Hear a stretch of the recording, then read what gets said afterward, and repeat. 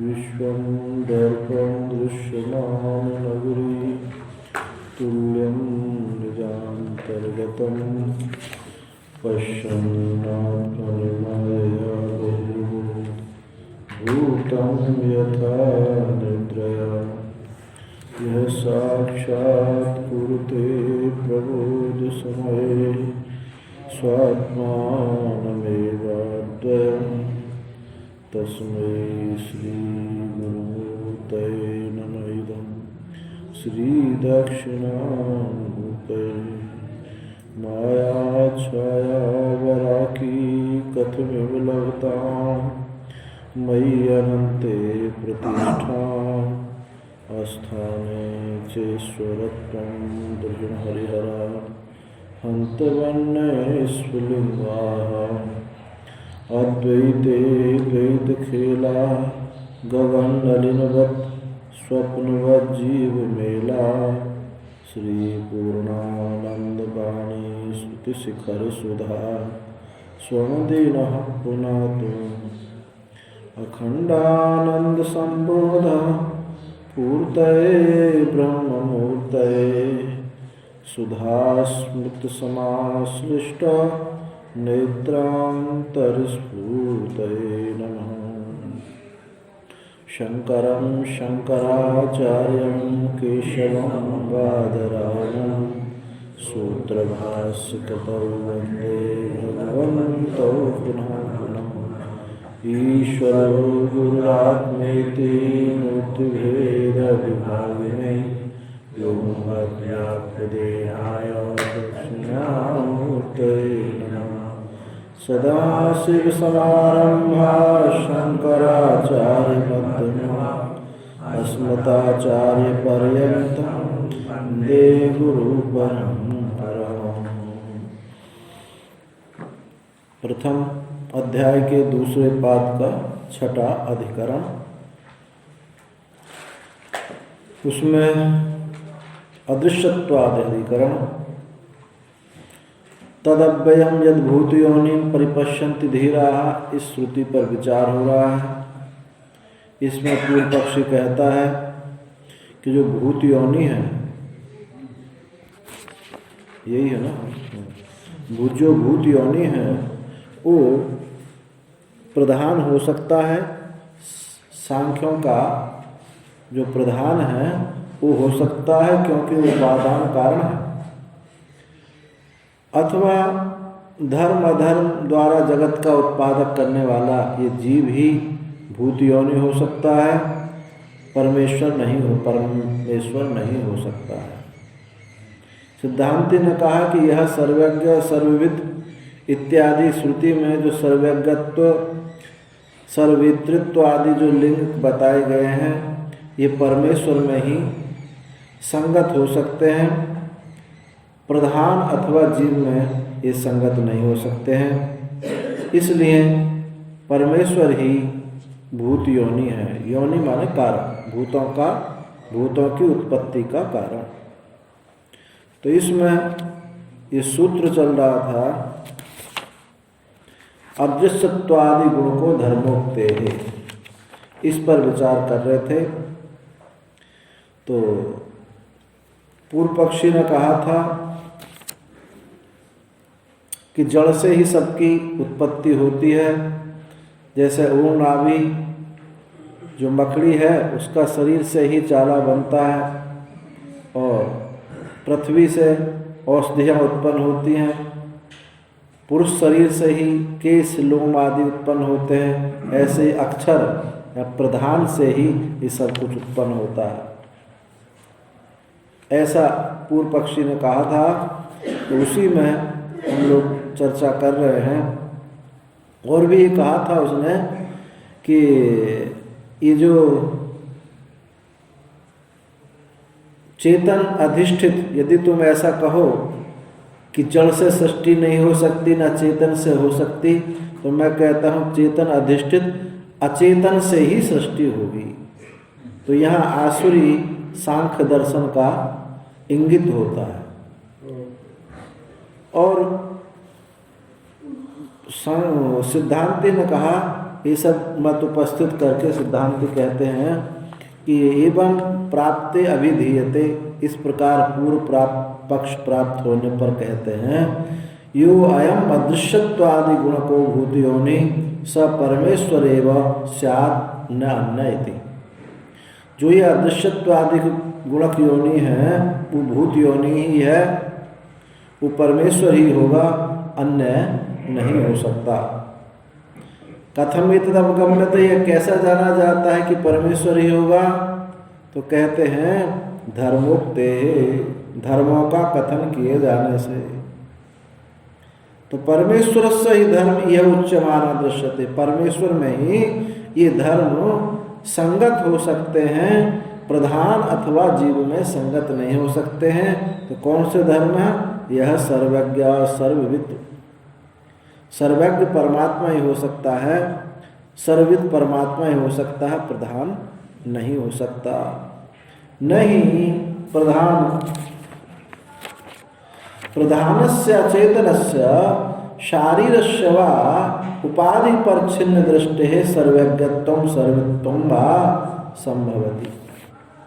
क्योंकि जो प्रधान अचेतन प्रधान है अथवा ये जीव है, उपाधि परिच्छिन्न दृष्टि, जिसकी उपाधि से जिसकी दृष्टि परिच्छिन्न हो गई है, सीमित दृष्टि वाला है, वो सर्वज्ञ और सर्ववित नहीं हो सकता। और सिद्धांत ही पूर्व पक्षी के मुख से कहता है कि यदि ननु अक्षर शब्द निर्दिष्टाद भूतयोने परस्यैव तत्सर्वज्ञत्वं सर्ववितत्वं च न भूतयोनि विषयत्वमिति उक्तम।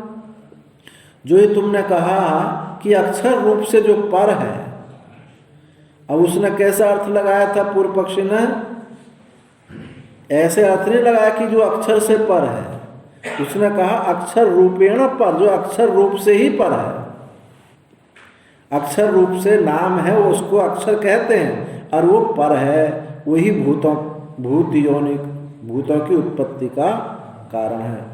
तो अक्षर शब्द निर्दिष्टाद भूत योनि, अक्षर शब्द निर्दिष्ट भूत योनि के पर का ही वह सर्वज्ञत्व तो सर्वतत्व है, वही सर्वज्ञ है, वो सर्ववित है। न भूत योनि विषयत्वम, वो भूत योनि का विषय भूत योनि में नहीं है, ऐसा पीछे जो कहा था, ऐसा जो तुमने कहा था उस पर कहते हैं अत्रुच्यते नैवं संभवति, ये भी संभव नहीं हो सकता।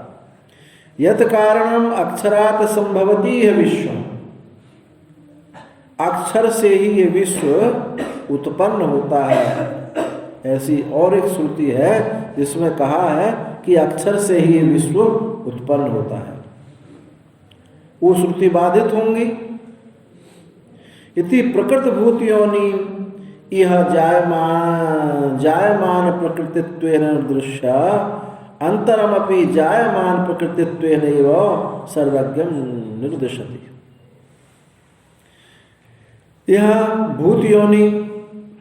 भूत योनि का ही यहाँ जो जिसका ये प्रकरण चल रहा है, भूत योनि का, ब्रह्म का, प्रकृत भूत योनि का यहाँ जायमान प्रकृतित्वेन, यानी उत्पद्यमान, जायमान उत्पद्यमान जगत के कारण रूप से उसी का निर्देश यहाँ किया गया है।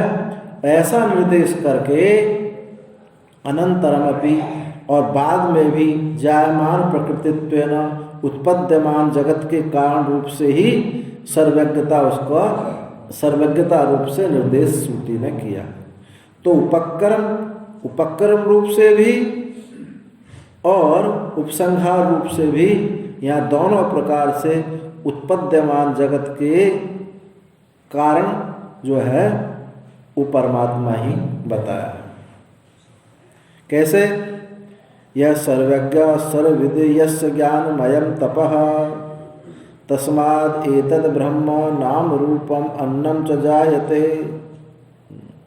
जो सर्वज्ञ है, सर्ववेत्ता है, जिसका ज्ञान में तप है, उसी से ये ब्रह्म नाम रूप और अन्न उत्पन्न होते हैं। तो ब्रह्म ही कौन है यहाँ? ये ब्रह्म जो है कार्य ब्रह्म हिरण्यगर्भ, उसी परमात्मा से ये हिरण्यगर्भ नाम रूप और अन्न उत्पन्न होते हैं। जो सर्वज्ञ है, सर्वित है, जिसका ज्ञान में तप है, अर्थात ज्ञान ही जिसका स्वरूप है,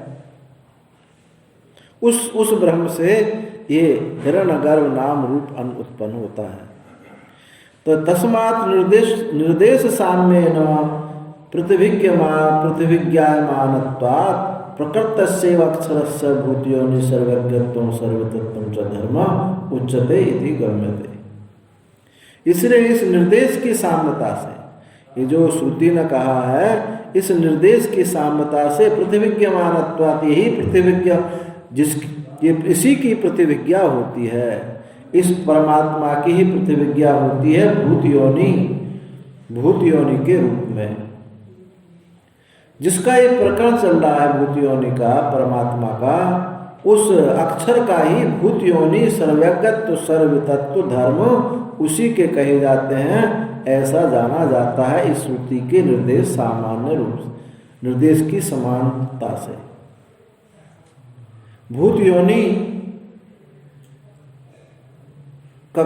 योनि प्रधान अथवा जीव नहीं हो सकता है। अक्षरात् परतः परः इति अत्रापि न प्रकृतात् भूत योनि अक्षरात् परः कश्चिद् विधीयते।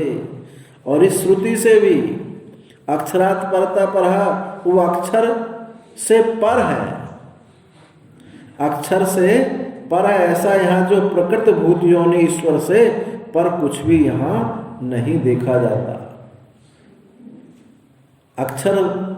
अक्षर जो पर है यानी परमात्मा है, उससे कुछ भी पर नहीं देखा जाता। कथम एतद् गम्यते, कैसे जाना जाता है? तो क्योंकि इसमें भी श्रुति प्रमाण है। येनाक्षरम पुरुषम वेद सत्यम प्रोवाच ता तत्त्वतो ब्रह्म विद्या।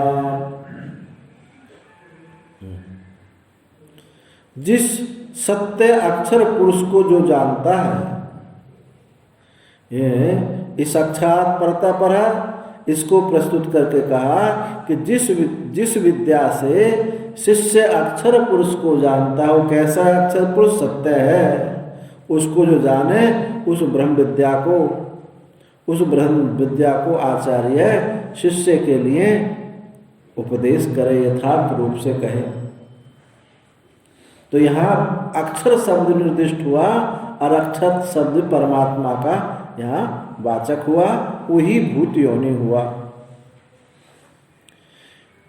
प्रकृतस्यैव अक्षरस्य भूत योने अदृश्यत्वादि गुणकस्य वक्तव्यत्वेन प्रतिज्ञात्वात्। और जिसका ये प्रकरण है प्रकृत अक्षर का ही, भूत योनि का ही, जिसको पीछे सूत्र में अदृश्यत्वादि गुणों से युक्त बताया था, उसी का ही, उसी की वक्तव्य रूप से, उसी के कथन रूप से यहाँ प्रतिविज्ञा जानी जाती है। उसी की प्रतिविज्ञा होती है कि वही परमात्मा ही भूत योनि है। कथम तर्हि अक्षरात् परतः परः इति व्यपदिश्यते। तो कहते हैं, जो पूर्व पक्षी ने कहा था कि पर रूप से जो अक्षर है उसी से, पर रूप से जो अक्षर है उसी से ये जगत की उत्पत्ति है, और वो अक्षर तो प्रधान ही है। तो इस विषय में कथम तर्हि, तो अक्षरात् परतः परः, जो ये कैसे विपदेश हुआ इसका? उत्तर सूत्रे तद्व्याख्या। अभी इस श्रुति पर हम चर्चा नहीं करते हैं, आगे जो सूत्र आएगा उस सूत्र में इस श्रुति पर हम विचार करेंगे। ऐसे कह करके छोड़ दिया, क्योंकि इसके लिए विशेष रूप से अलग सूत्र बना हुआ है, तो वही उसका विचार करेंगे। यहाँ विचार करने से क्या, यहाँ विचार करने से कोई इसका कोई प्रयोजन सिद्ध नहीं हो रहा। आगे के सूत्र में वही विचार करेंगे। वहाँ इसी श्रुति को पूर्व पक्षी ने अक्षरात् परतः परः से लेकर के, अक्षर कौन है? वो प्रधान है और वही पर रूप से है, उसी से ये जगत उत्पन्न हुआ। उसने अर्थ ऐसा किया है। सिद्धांती अर्थ कैसे करेंगे? अक्षरात् परतः परः, अक्षर से भी जो पर है। तो अक्षर कौन है? ये प्रकृति है, पुरुष है, इससे भी जो पर है वो भूतों की उत्पत्ति का हेतु है।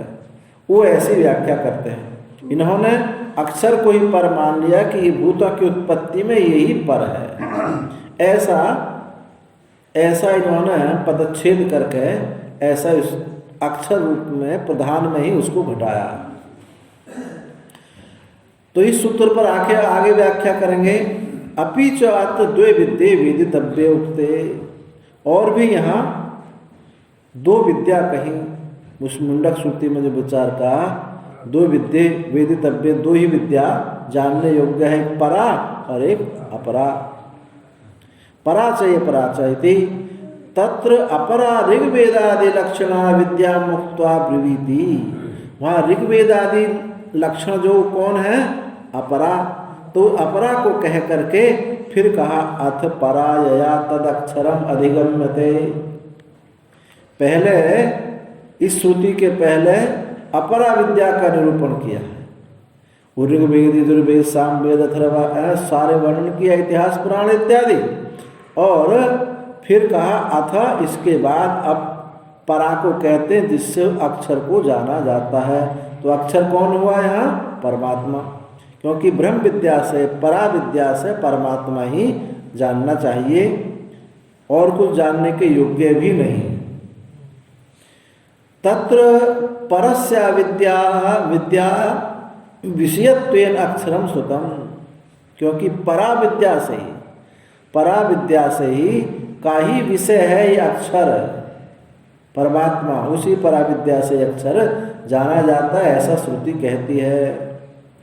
यदि पुनः परमेश्वराद अन्यद अदृश्यत्वादि गुणकम अक्षरम कल्पेत नेयम परा विद्या सा।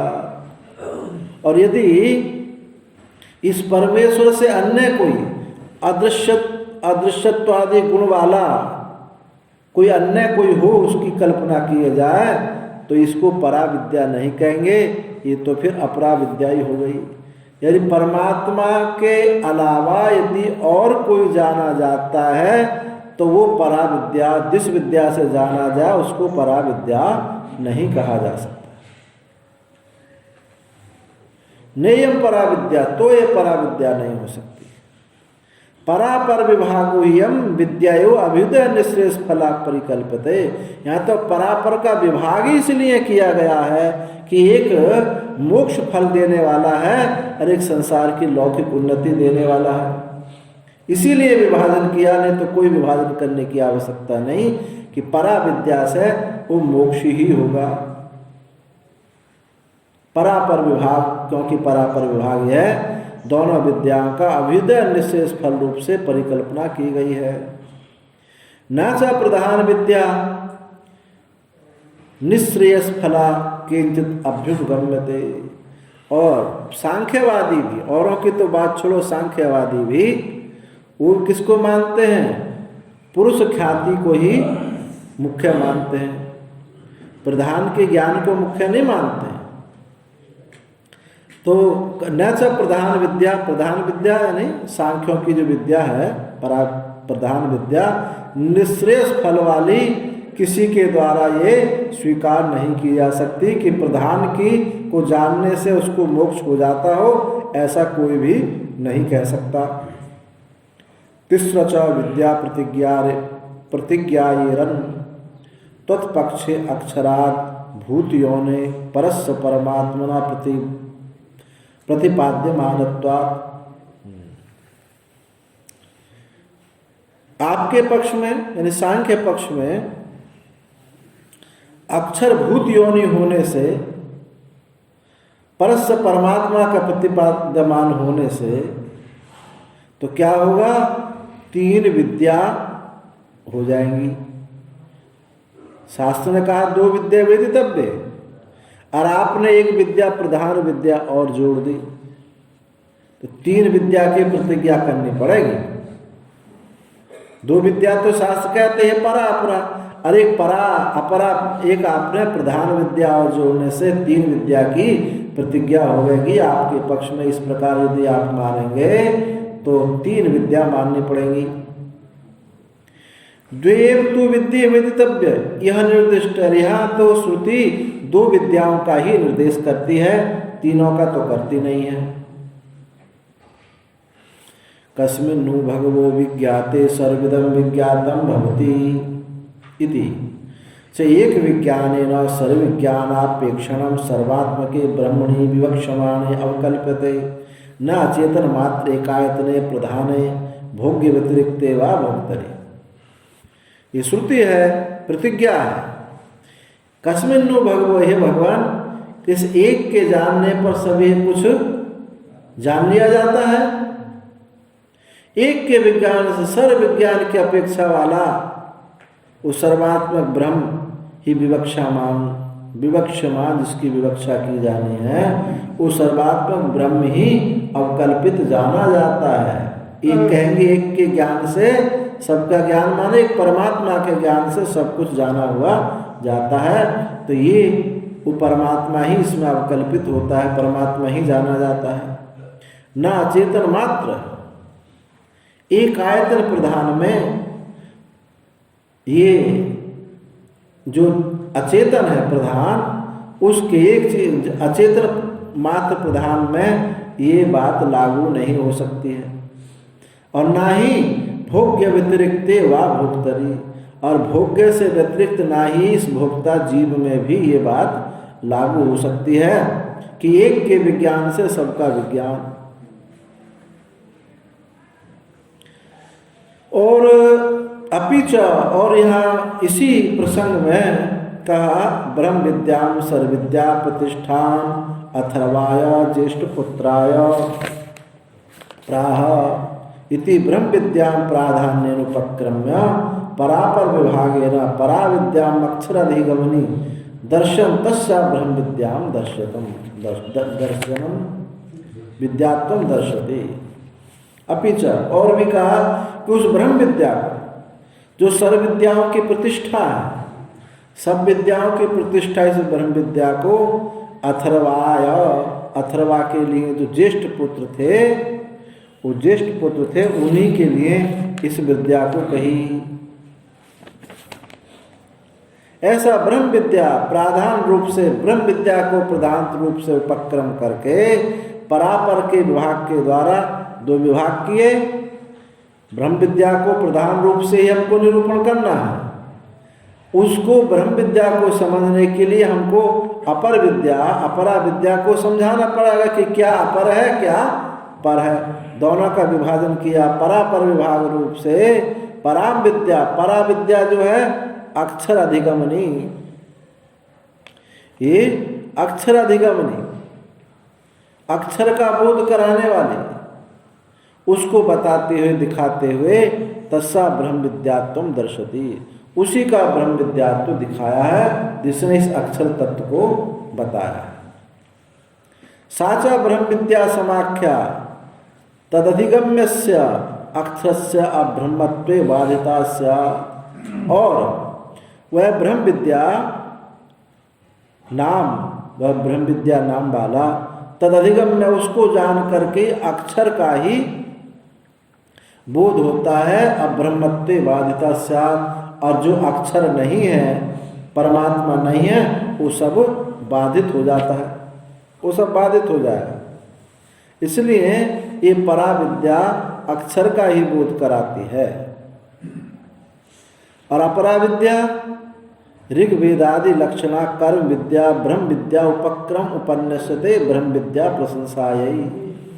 ये जो अपरा विद्या है, ये जो अपरा विद्या है, ये ऋग्वेदादि लक्षणा, ऋग्वेदादि लक्षण वाली अपरा विद्या, कर्म विद्या, स्वर्ग प्राप्ति की विद्या, इस ब्रह्म विद्या का उपक्रम उल्लेख करते हैं ब्रह्म विद्या की प्रशंसा के लिए। इस ये ब्रह्म विद्या के उपक्रम में, प्रसंग में इस कर्म विद्या पर विद्या का उल्लेख इसलिए किया जाता है, इस ब्रह्म विद्या की प्रशंसा के लिए, स्तुति के लिए, कि इसका फल तो अनित्य है और परा विद्या ब्रह्म विद्या का फल नित्य है, ऐसे उसकी स्तुति के लिए। प्लवा हेते अदृढ़ा यज्ञ रूपा अष्टादशोक्तम अवरम येषु कर्म एतत् श्रेयो ये अभिनंदन्ति मूढ़ा जरा मृत्युं ते पुनरेवापि यान्ति। यज्ञ का निरूपण किया। ये जो है प्लवाहेति अदढ़ा यज्ञ रूपा, ये जो है ये विनाशी अस्थिर यज्ञ रूप जो है ये 18 है। 18 उसके सदस्य होते हैं यज्ञ। तो प्लवाहेति अदढ़ा यज्ञ रूपा, जो यज्ञ रूपा जो है नौका है ये तो अदृढ़ है, कमजोर नौका है। अष्टादशोक्तम अवरम येषु कर्म, ये जो 18 सदस्यों वाली जो यज्ञ रूपी नौका है ये अदृढ़ है, कमजोर है। एतत् श्रेयोभिनंदन्ति मूढ़ा, और जो इसको श्रेय मान करके मूढ़ लोग पा करके कि आनंदित होते हैं, जरा मृत्यु ते पुनरेवा यान्ति, और वो जन्म मृत्यु को प्राप्त होते रहते हैं। जो यज्ञ को ही श्रेय मान करके इससे बढ़कर कुछ नहीं है, ये यज्ञ करूँगा तो ये फल की प्राप्ति होगी, याम माम पुष्पताम वाचम प्रवदन्ति विपश्चितः, जिन्हें ऐसी वाणी बोलते रहते हैं कि इस यज्ञ का ये फल है, इस यज्ञ का ये फल है, ऐसे उसी में लगे रहते हैं, यज्ञ इससे बढ़ करके कुछ और नहीं है। तो वो मूर्ख लोग जन्म मृत्यु को बारंबार प्राप्त होते रहते हैं। तो इससे इसकी निंदा से ब्रह्म विद्या की स्तुति हुई। इसकी निंदा की, कर्म विद्या की निंदा करने से ब्रह्म विद्या की स्तुति हो गई, क्योंकि उसका फल जो है निश्रेयस है और नित्य है। इत्येववादी निंदा वचनात्, इस निंदा वचन से निंदित्वाच अपराविद्या, अपराविद्या की निंदा करके ततो विरक्तस्य पराविद्याधिकारं दर्शति, ऐसा करके पराविद्या उससे विरक्त, इस अपराविद्या से जो विरक्त हुआ, अपराविद्या से विरक्त का ही पर विद्या में अधिकार, ब्रह्म विद्या में अधिकार दिखाया जाता है। जब तक मनुष्य को ये कामना की निवृत्ति नहीं होती तब तक ब्रह्म विद्या में उसका अधिकार नहीं है। और इस लोक से लेकर के परलोक पर्यंत, सगुण साकार पर्यंत, सगुण साकार भगवान पर्यंत वैराग्य हो, तब इस ब्रह्म विद्या में उसकी प्रतिष्ठा होगी। ततो सगुण साकार भगवान, पीछे एक श्लोक आया था विष्णु पुराण का, भगवान ने कहा कि हे नारद, मेरा जो स्वरूप है जिसको तुम ये देख रहे हो, ये मेरा माया रचित स्वरूप है, मेरा वास्तविक स्वरूप ही नहीं। तो ये जो माया रचित स्वरूप है, क्योंकि इसमें चेतन की प्रधानता है, इससे हम अंतःकरण शुद्धि कर सकते हैं, पर परमात्म तत्व का बोध नहीं होगा। उसके लिए तो हमको उपनिषद श्रवण, गुरु मुख से उपनिषद श्रवण करना आवश्यक ही है, उसके बिना बोध नहीं होगा। ये उसमें सहायक हो गया अंतःकरण शुद्धि के माध्यम से। तो पराविद्या जो है वो विरक्त का अधिकार है। कैसा अधिकार है? परीक्षलोकान करमचितान ब्राह्मणो निर्वेद माया नास्त्यः कृतः कृतेन तद विज्ञानार्थम स गुरुमेवाभिगच्छेत् समित्पाणि श्रोत्रियं ब्रह्मनिष्ठम। परीक्षलोकान, जिसने इस लोक का परीक्षण कर लिया है, लोक का परीक्षण किया है। लोक का परीक्षण ये है कि कर्मचितान ब्राह्मणो निर्वेद माया नास्त्यः कृतः कृतेन। जिसने लोक का परीक्षण किया है कि कर्म चित्त, कर्म से इकट्ठे होने वाला, कर्म से प्राप्त होने वाला वो तो अनित्य है, जिसने ऐसा जाना है उसी ने लोक का परीक्षण किया है। अब देख लें कि कर्म की गति कहाँ कहाँ है, कितने कर्म हैं और कितना यहाँ ज्ञान है। तो जो कर्म से होने वाला प्राप्त है वो सब नश्वर है। ऐसा जान के ब्राह्मणों निर्वेदम आया, ब्राह्मण को वैराग्य हो गया। नास्त्यः कृतः कृतेन, कि जो नास्त्यः कृतः कृतेन, जो अकृत वस्तु है कोई कर्म से प्राप्त होने वाली है नहीं, ऐसा जान करके उसको इस संसार से वैराग्य हो गया। तद विज्ञानार्थम से गुरु मेवा विगच्छेत, फिर क्या हुआ जब वैराग्य हुआ? तत्व विज्ञानार्थम, उसके जानने के लिए, ज्ञान के लिए, स गुरु मेव अभिगच्छेत, गुरु के ही पास जाए। एव शब्द का मतलब यहाँ गुरुम एव, गुरु के ही पास जाए, किसी देवता विशेष के पास ना जाए, गुरु के पे ही पास जाए। और कैसे जाए?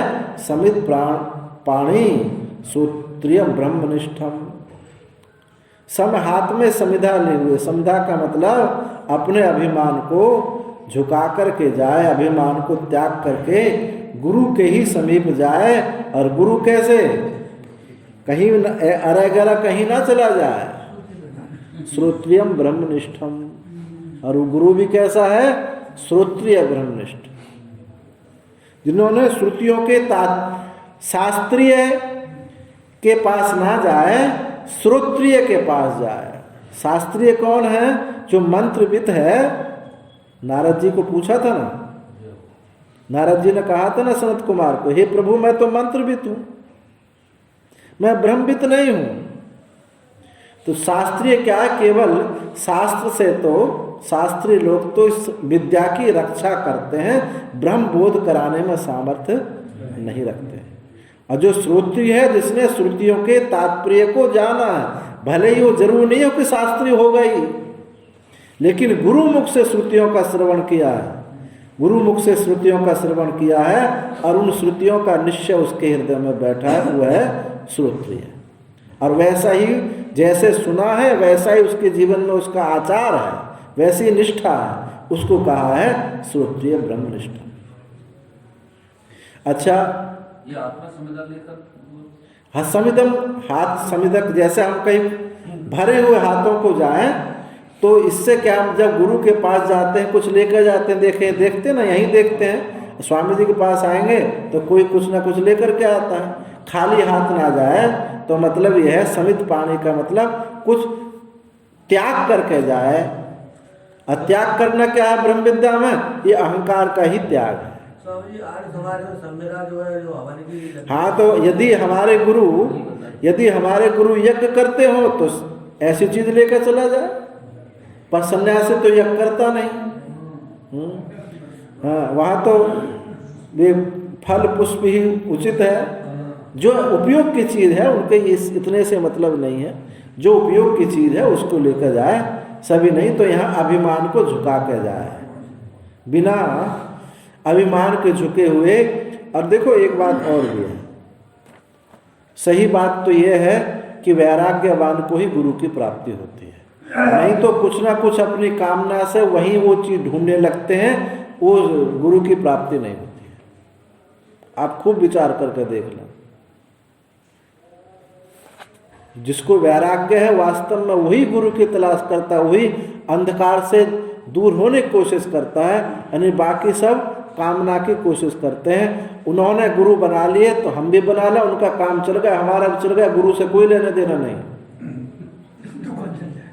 हाँ बोलते, तो गुरु से कोई लेना देना नहीं, काम चलने से मतलब है।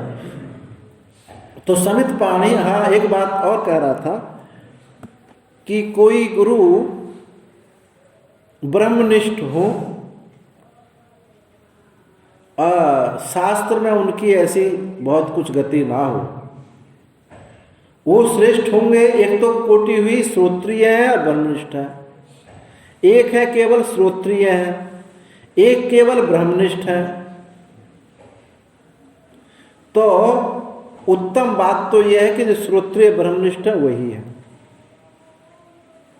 और जो ब्रह्मनिष्ठ है वो आपको बोध तो करा सकते हैं,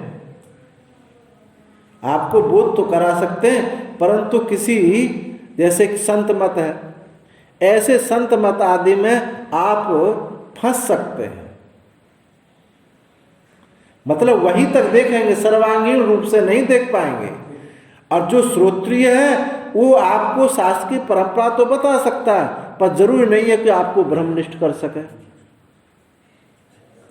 तो उत्तम बात यही है कि श्रोत्रिय भी हो और ब्रह्मनिष्ठ भी हो, और हाँ दोनों होनी चाहिए। जो ब्रह्मनिष्ठ हैं ऐसे बहुत संत हुए हैं, वो एक दायरे तक ही उनका चिंतन बना है, बोध तो उनको हो गया है, उनकी जो परंपरा चलेगी वो एकांगी होकर के चलेगी, सर्वांगीण शास्त्र को लेकर के नहीं चलेंगे। जैसे कि महर्षि रमण और उत्तर भारत में उड़िया बाबा जी संत हुए।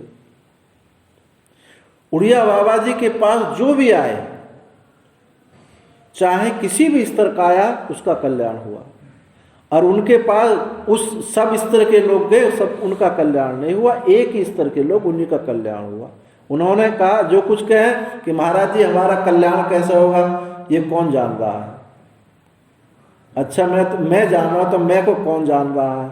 बस कोहम का ही चिंतन होता था। अब सब तो इसके अधिकारी नहीं है।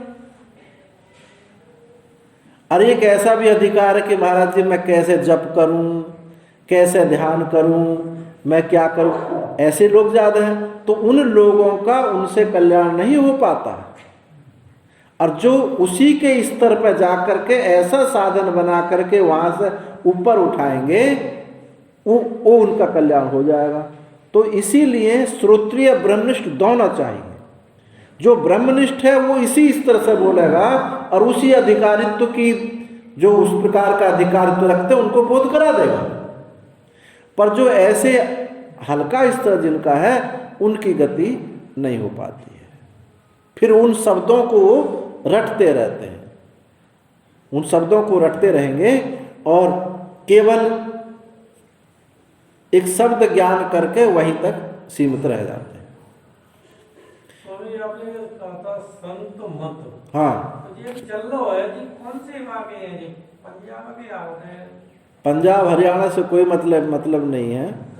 जो शास्त्र के एक अंग को लेकर के वहीं तक सीमित है वही संत मत है। कबीर भी संत मत है, नानक भी संत मत है, पंजाब हरियाणा बहुत सारे संत मत हैं जो पूरे शास्त्र को न लेकर के एक प्रकरण को लेने वाले हैं। शास्त्र में क्या होता है, मास्टर किसको बोलते हैं, आचार्य किसको बोलते हैं? जो शास्त्र की हर पंक्ति को लगा दे। एक प्रकरण है और एक शास्त्र है। मूर्ति वगैरह है कोई जो है एक प्रकरण को लेकर के चल रहे हैं, पूरी शास्त्र की संगति नहीं लगा सकते। और कुछ ऐसे हैं जो मास्टर हैं, वो कहीं भी शास्त्र में कोई पंक्ति है उसका यथार्थ स्थान पर उसका नियुक्ति करके संगत उसकी लगा देंगे। तो शास्त्र और प्रकरण में यही अंतर है। अब उस जो प्रकरण है बस केवल वहीं तक सीमित रहेगा, उससे औरों का कल्याण नहीं हो पाता। यही संत मत है। तो इसमें ये कोई बुराई नहीं की जा रही है संत मत की।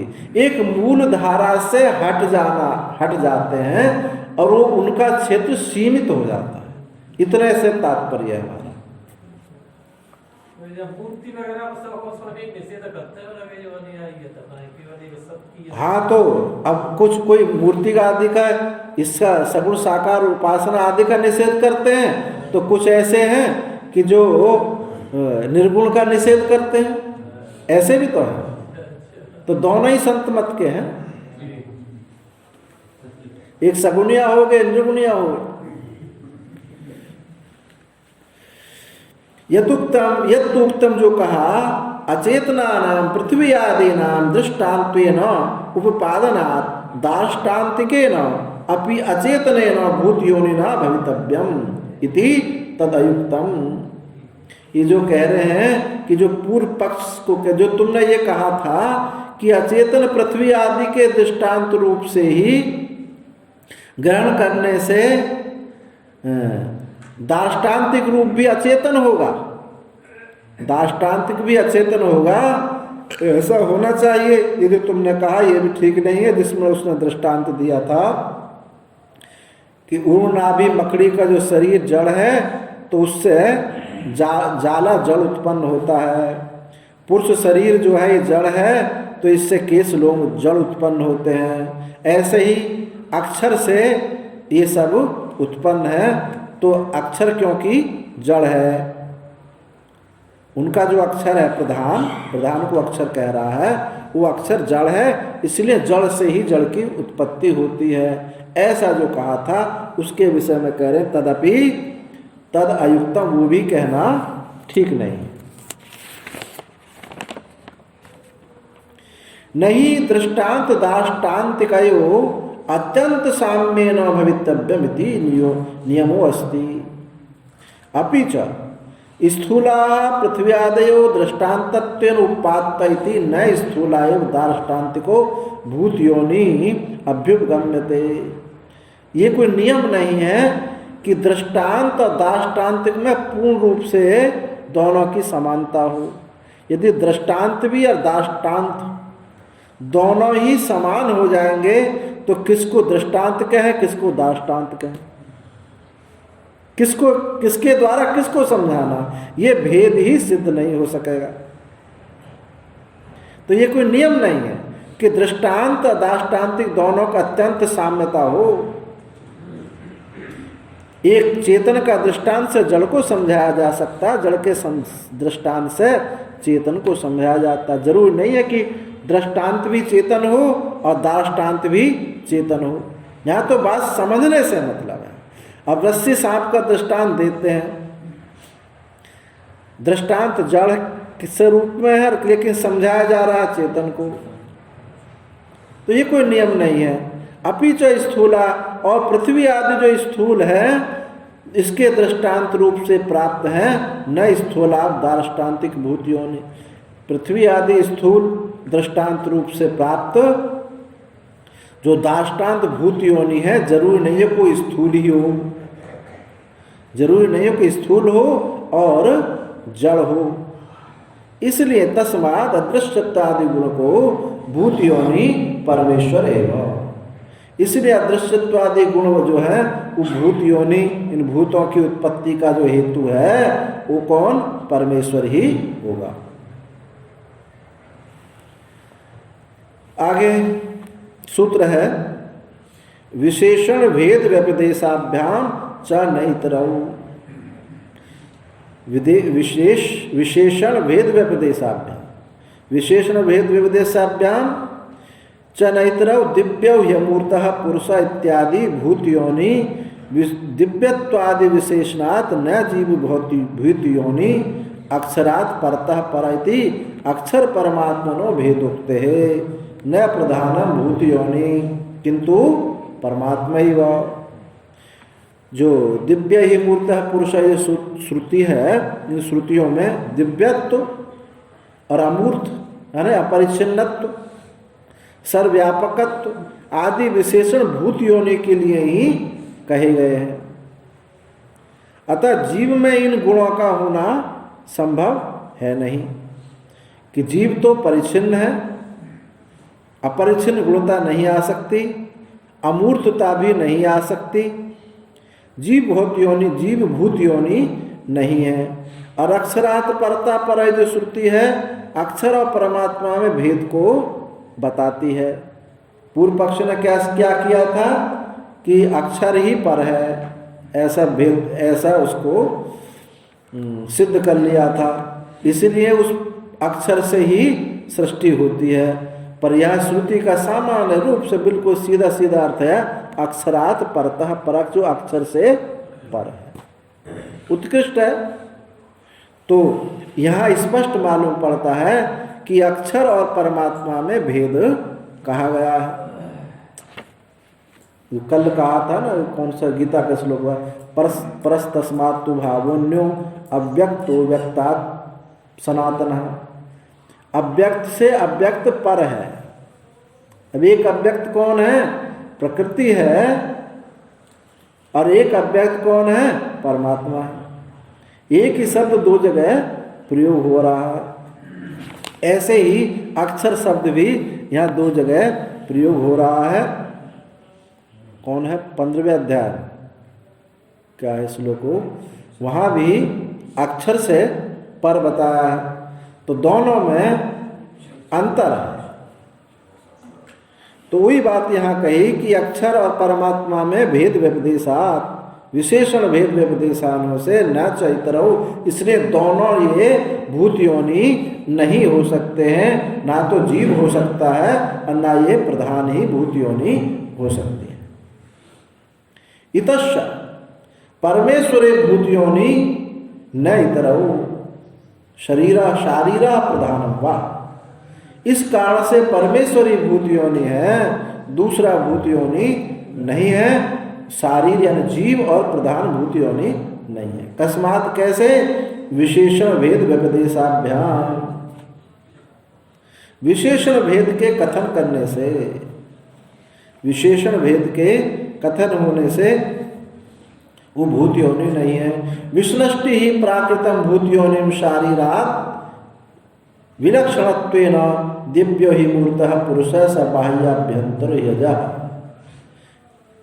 प्रकृत भूत योनि का जिसका ये प्रकरण है परमात्मा का, वो शारीर से, जीव से विलक्षण रूप से उसका विशेषित किया गया है। जीव से परमात्मा को विशेषित किया गया। किससे विशेषित किया गया है? दिव्यो यमूर्तः पुरुषः, वो दिव्य है, अमूर्त है, पुरुष है और बाहर भीतर है, बाहर भीतर है और अजन्मा है।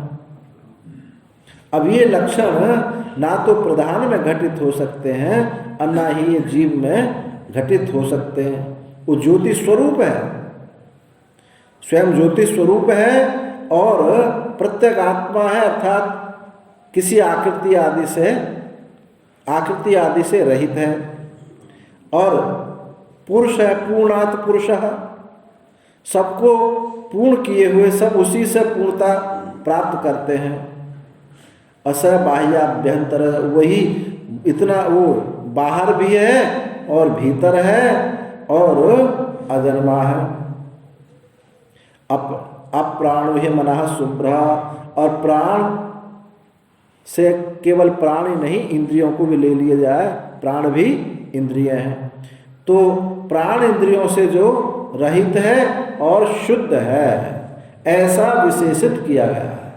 तो ये विशेषित जो है विशेषण परमात्मा में ही लागू होते हैं, जीव में प्रधान में लागू नहीं हो सकते।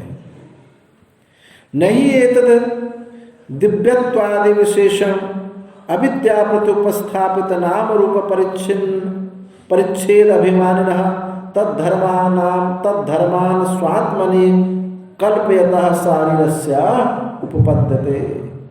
क्योंकि यह दिव्यत्वादि जो विशेषण है अविद्या में खड़े हुए, अविद्या से खड़े हुए नाम रूप परिच्छेद का अभिमान करने वाला, उन धर्मों को अपने में कल्पना करने वाला, अविद्या से खड़े हुए कौन कौन से धर्म हैं? अंतःकरण, देह धर्म, अंतःकरण धर्म, इनको अपने में, इन धर्मों को अपने में आरोप करके, कल्पना करके, अपने को इंद्रियों में आरोप, इंद्रियों का आरोप करके अपने में, ज्ञान इंद्रियों का आरोप करके अपने में क्या बोलता है कि मैं ज्ञाता हूँ। बुद्धि का आरोप करके कि मैं बोद्धा हूँ। इस प्रकार से अपने में आरोप करके जो जीव बना हुआ है उसमें ये गुण प्राप्त नहीं हो सकते। तस्मात् साक्षात औपनिषद पुरुष यह उच्यते, इसलिए साक्षात औपनिषद पुरुष यहाँ कहा जाता है। जब कोई आपसे पूछता है कि आप किस संप्रदाय के हैं, तो ये नहीं कहना कि हम जो सांकर संप्रदाय के, हम औपनिषद संप्रदाय के हैं। क्योंकि शंकराचार्य जहाँ जहाँ बोलते हैं इति श्रुते है, श्रुति में ऐसा कहा।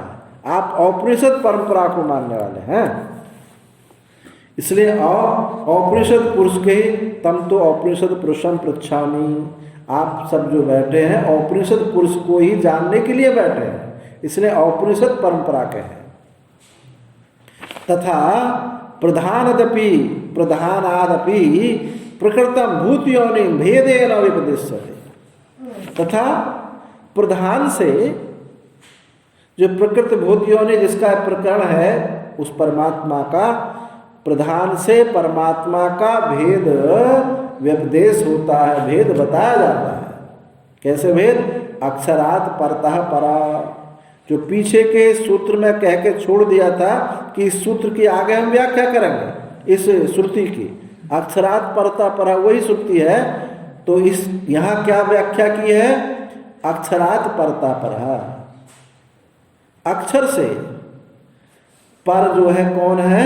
परमात्मा है। अक्षर से जो उत्कृष्ट है वो परमात्मा है। इसलिए यहाँ भेद है, विशेषण भेद व्यपदेशाभ्याम। सूत्र क्या? विशेषण और भेद से व्यपदेश होने के कारण ये दोनों भूत योनि नहीं हो सकते। तो भेद यही है कि अक्षर से परमात्मा उत्कृष्ट है।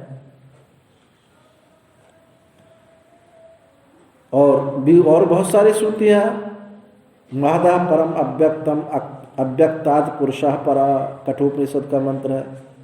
इस महत्त्व से प्रकृति पर है और प्रकृति से वो परमात्मा पर है। अक्षरम अव्याकृतम नाम रूप बीज शक्ति रूपम भूत सूक्ष्म ईश्वराश्रयम तस्यैव उपाधिभूतम सर्वस्माद् विकारात् परो अविकारः तस्मात् परतः परा इति। जो अक्षर है, अव्याकृत है, नाम रूप बीज शक्ति रूप जो है, भूत सूक्ष्म जो ईश्वर के आश्रित है, उसी की उपाधिभूत, उसी की उपाधिभूत, किसकी उपाधि? परमात्मा की ही उपाधिभूत, जिसको ईश्वर कहते हैं, कह रहे हैं, उसी की उपाधिभूत सर्वस्माद् विकारा, सब विकारों से वो अविकारी, उससे भिन्न है। तस्मात् परतः पर, इसलिए वो परतः पर है। अक्षरात् परतः पर, इस अक्षर से, अव्यक्त से, प्रधान से वो पर है, उत्कृष्ट है। इति भेदेन व्यपदेशात् परमात्मानं यह विवक्षितम दर्शति। इस भेद के व्यपदेश होने से, भेद के कथन होने के कारण परमात्मा ही यहाँ विवक्षित है, ना कि प्रधान और जीव विवक्षित। नात्र प्रधानम नाम किंचित स्वतंत्रम तत्वम अभ्युगम्य तस्माद् भेद व्यपदेश उच्यते। यहाँ प्रधान नाम किंचित कोई स्वतंत्र तत्व, सांख्य तो उसको स्वतंत्र मानते हैं। यहाँ प्रधान नाम की कोई स्वतंत्र तत्व स्वीकार के उससे भेद व्यपदेश यहाँ कहना अभिष्ट नहीं है। उससे पृथक ईश्वर का व्यपदेश है, ऐसा नहीं कहा जा सकता।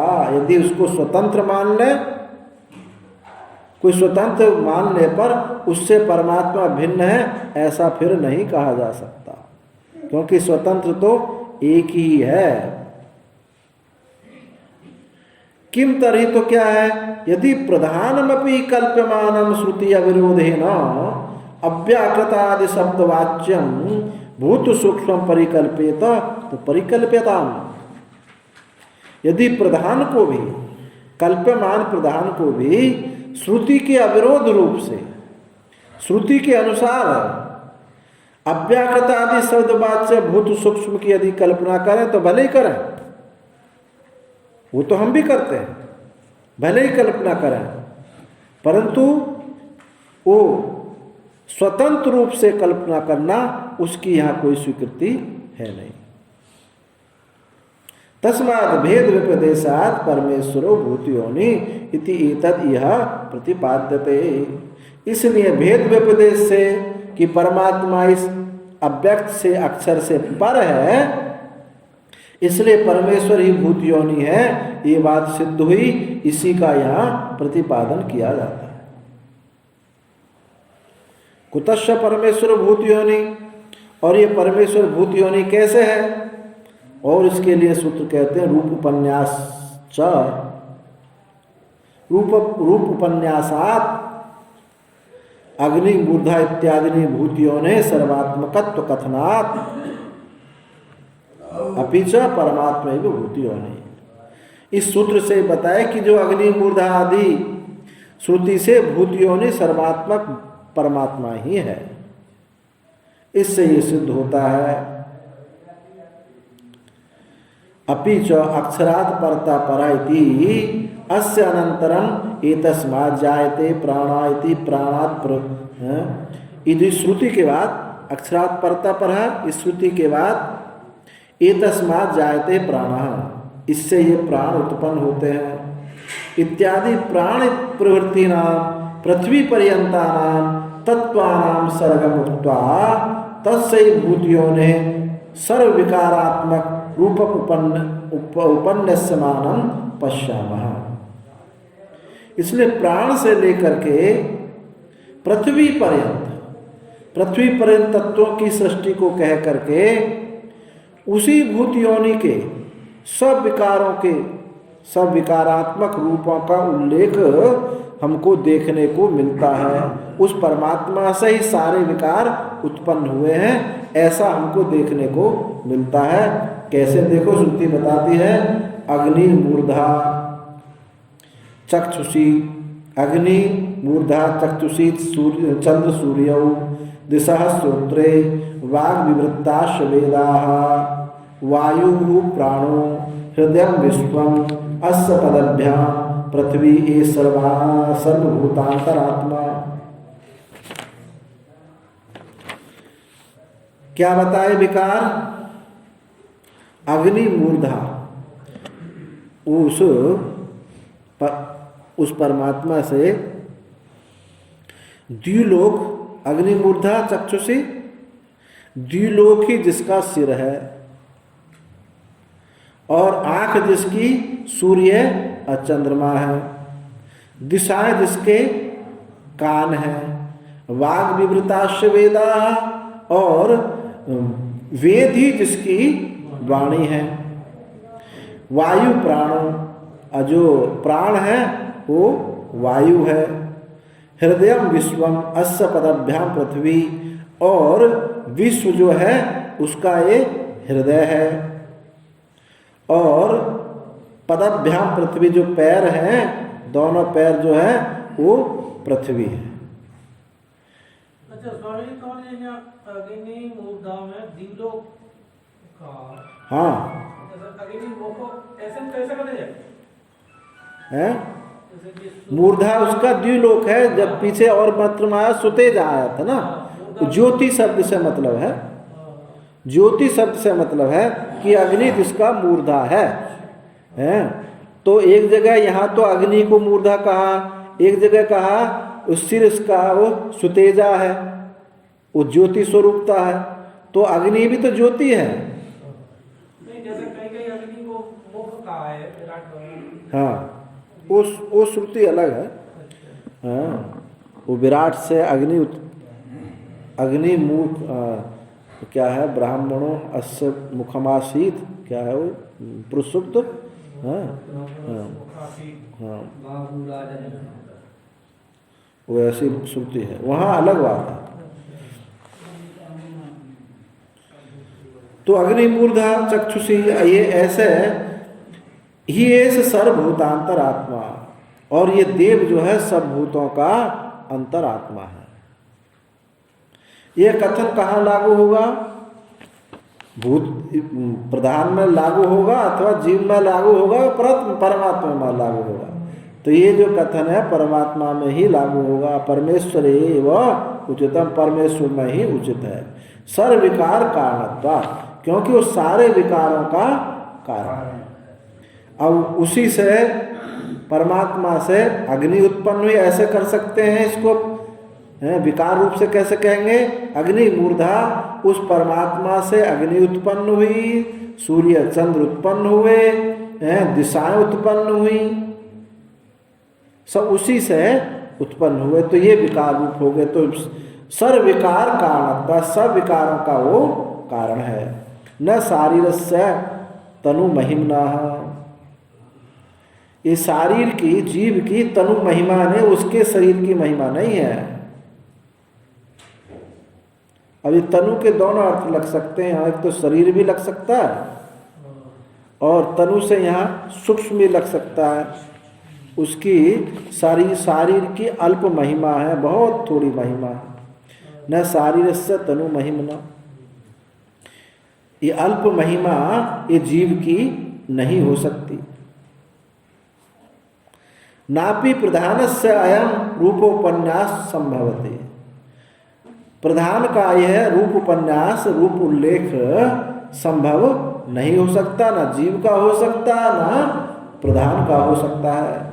सर्वभूतांतरात्मत्व असंभवा, क्योंकि सब भूतों का अंतरात्मा ये ना प्रधान में है ना जीव में संभव है। क्योंकि सबका आत्मा होना, जीव एक शरीर में आत्मा हो जाए, परंतु आपके शरीर का ये, उसके शरीर की वो आत्मा, उसके शरीर की आत्मा एक ही आत्मा। बोध स्थिति में तो सब एक ही आत्मा है, अज्ञान स्थिति में तो सब अपने की, अब सबकी अपनी अपनी अलग अलग आत्मा है। तस्मात् परमेश्वरे भूत योनि न इतरौ इति गम्यते, इसलिए परमेश्वरी भूत योनि है, दूसरी दोनों संभव नहीं है। कथम पुनर्भूत योनि अयम रूपोपन्यासति गम्यते प्रकरणात्, ये भूत योनि का यह रूप उपन्यास रूप उल्लेख जो है किस प्रकार से जाना जाता है, तो कहते हैं प्रकरणात्, प्रकरण से, हम अपनी तरफ से नहीं, उसी का प्रकरण है। एस इति च प्रकृत अनुकर्षणात्, एस शब्द जो है ये उसी प्रकरण के अनुकर्षण से, प्रकरण के ही क्रम से ये बात बताता है। एस भूत योनि ही प्रकृत्य एतस्मात् जायते प्राणः, उस भूत योनि का ही प्रकरण करके क्या है, एतस्मात् आया ना, एतस्मात् उसी से, एस शब्द ये से तो एतस्मात् हुआ, उसी से जायते प्राण, उसी से प्राण उत्पन्न होता है। ये सर्वभूतांतरात्मा, और यही सब क्या है, ये सब भूतांतरा, सब भूतों की अंतरात्मा है। इति वचनम भूत योनि विषयमेव भवति, ये भूत योनि, ये वचन जो है भूत योनि को ही विषय करता है, जीव को प्रधान को विषय नहीं कर सकता है।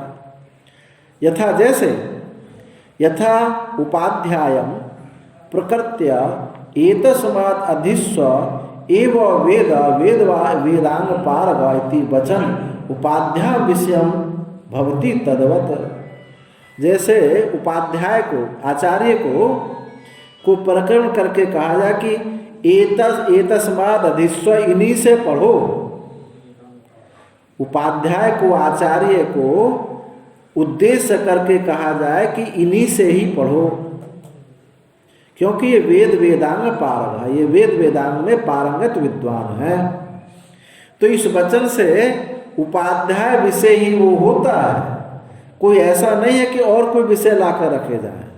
इन्हीं से पढ़ो का मतलब, पहले कहा उपाध्याय को ही लक्षित करके कहा, तो यहाँ इस शब्द से हमको उपाध्याय लाना पड़ेगा, ना कि कुछ कंकड़ पत्थर लेके आ सकते हैं। सर्वनाम शब्द भी जैसे प्रयोग किया जाता है तो पूर्व में संज्ञा होती है तभी सर्वनाम होता है। तो ऐसे वेद वेदांग यदि जैसे उपाध्याय को प्रकृत करके कहा कि इन्हीं से पढ़ो, एस वेद वेदांग पारंगा, तो एस शब्द क्या होना है, किसके लिए लगा, ये उपाध्याय के लिए ही लगा। ये जो है उपाध्याय वेद वेदांग में पारंगत विद्वान है। तो इति वचन उपाध्याय विषयम भवति तद्वत्, उसी प्रकार से यहाँ जो एस शब्द है इस भूत योनि के लिए ही, परमात्मा के लिए ही कहा गया। कथम पुनरदृश्यत्वादि गुणकस्य भूत योनि विग्रहवद रूपम संभवति, फिर अदृश्यत्वादि गुणक भूत योनि का विग्रह के समान रूप कैसे संभव हो सकता है। अदृश्यत्वादि गुण वाले भूत योनि का मूर्तिमान रूप कैसे संभव हो सकता है, कैसे मूर्तिमान हो सकता है। तो कहते हैं सर्वात्मक विवक्षा इदम उच्यते न तो विग्रहवत विवक्षा इति अदोषः। यहाँ विग्रहवत यहाँ सर्वात्मत्व विवक्षा से ऐसा बात कही गई है, ना कि मूर्ति की दृष्टि से बात कही गई है। अब मूर्ति, अब बताओ कैसे मूर्ति बनेगी उसकी? सूर्य चंद्रमा, आँख है, तेज जिनका सिर जो है, मूर्धा अग्नि है, पृथ्वी चरण है, तो मूर्ति कैसे बनेगी? ये तो सर्वात्मक होगा, सर्वात्मकता हो गई। तो यहाँ सर्वात्मत्व की विवक्षा से ऐसा कहा है, विग्रह के समान उसका रूप बताया है। कोई विग्रह की विवक्षा से ये बात नहीं कही गई है। अहम अन्नादः इत्यादि, जैसे कहा कि मैं अन्न हूँ, अहम अन्नाद, मैं अन्न हूँ और मैं अन्नाद हूँ। अब बताओ ये कैसे पता चलेगा? कैसे भेद होगा? वहाँ खाने वाला भी वही है और खाए जाने वाला भी वही है। बताओ कैसे भेद बनाओगे? तो इसी प्रकार से यहाँ कोई मूर्ति विग्रह आदि विवक्षा नहीं होती। यहाँ सर्वात्मता ही, अब मैं अन्न हूँ, मैं अन्नाद हूँ, अब सब कुछ तो मैं ही हूँ, मैं ही मैं हूँ। ऐसे सूर्य चंद्रमा, मेरी आँख है तो सब कुछ मैं ही मैं हूँ, ऐसे सर्वात्मत्व विवक्षा है। अन्य पुनर्मन्यन्ते नायम भूतयोनि रूपन्यासः जायमानत्वेन उपन्यासा। दूसरे कहते हैं, ये कौन है दूसरे? वृत्तिकार, बौधायन वृत्ति, तो एक देशीय। अन्य से जो बना फलादी, फिर वो भी वही होगा सब है? अन्य खाने वाला भी वही है, अन्न भी वही है। हाँ। तो अन्य से जो कुछ बना वो भी वही होगा। हाँ, वो भी होगा, पर यहाँ तो ये कह रहे हैं, इतनी बात पता नहीं। यहाँ तो वो जो आप कह रहे हैं वो दूसरी बात है। यहाँ तो कि मैं ही अन्न हूँ, मैं ही अन्नाद हूँ, मैं ही खाने वाला हूँ, मैं ही खाने जाने वाली वस्तु, अर्थात खाने वाला और खाने जाने वाली दोनों वस्तु है ही नहीं, वो एक ही एक है। जैसे कहा कि मैं ही घड़ा हूँ, मैं ही मिट्टी हूँ, तो यहाँ इससे क्या सिद्ध हुआ कि घड़ा नाम रूप कल्पित होगा, केवल कहने मात्र, वाचारम मनोविकारो नाम दे। और आप जो कह रहे हैं कि खाने वाला, अब दो आप बताइए क्या कह रहे थे? अन्न वही है, हाँ, खाने वाला भी वही है। हाँ। जो अन्न से पदार्थ बना फिर वो भी वही होगा। ये पूछे अन्न से पदार्थ, उससे पदार्थ बना फलादी जो भी, हाँ वो भी वही है। हाँ। जब उसी में सब आ गया, सिमट गया, उसी में आ गया। हैं? हाँ हाँ, वो वही है, यही है।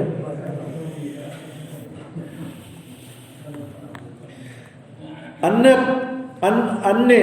पुनर्मन्यन्ते नायम भूतयोनि उपन्यासः जायमानत्वेन उपन्यासात्। अन्य जो वृत्तिकार हैं वो कहते हैं कि भूत योनि के रूप का उपन्यास नहीं है, क्योंकि यहाँ उत्पाद्य रूप से उपन्यास है।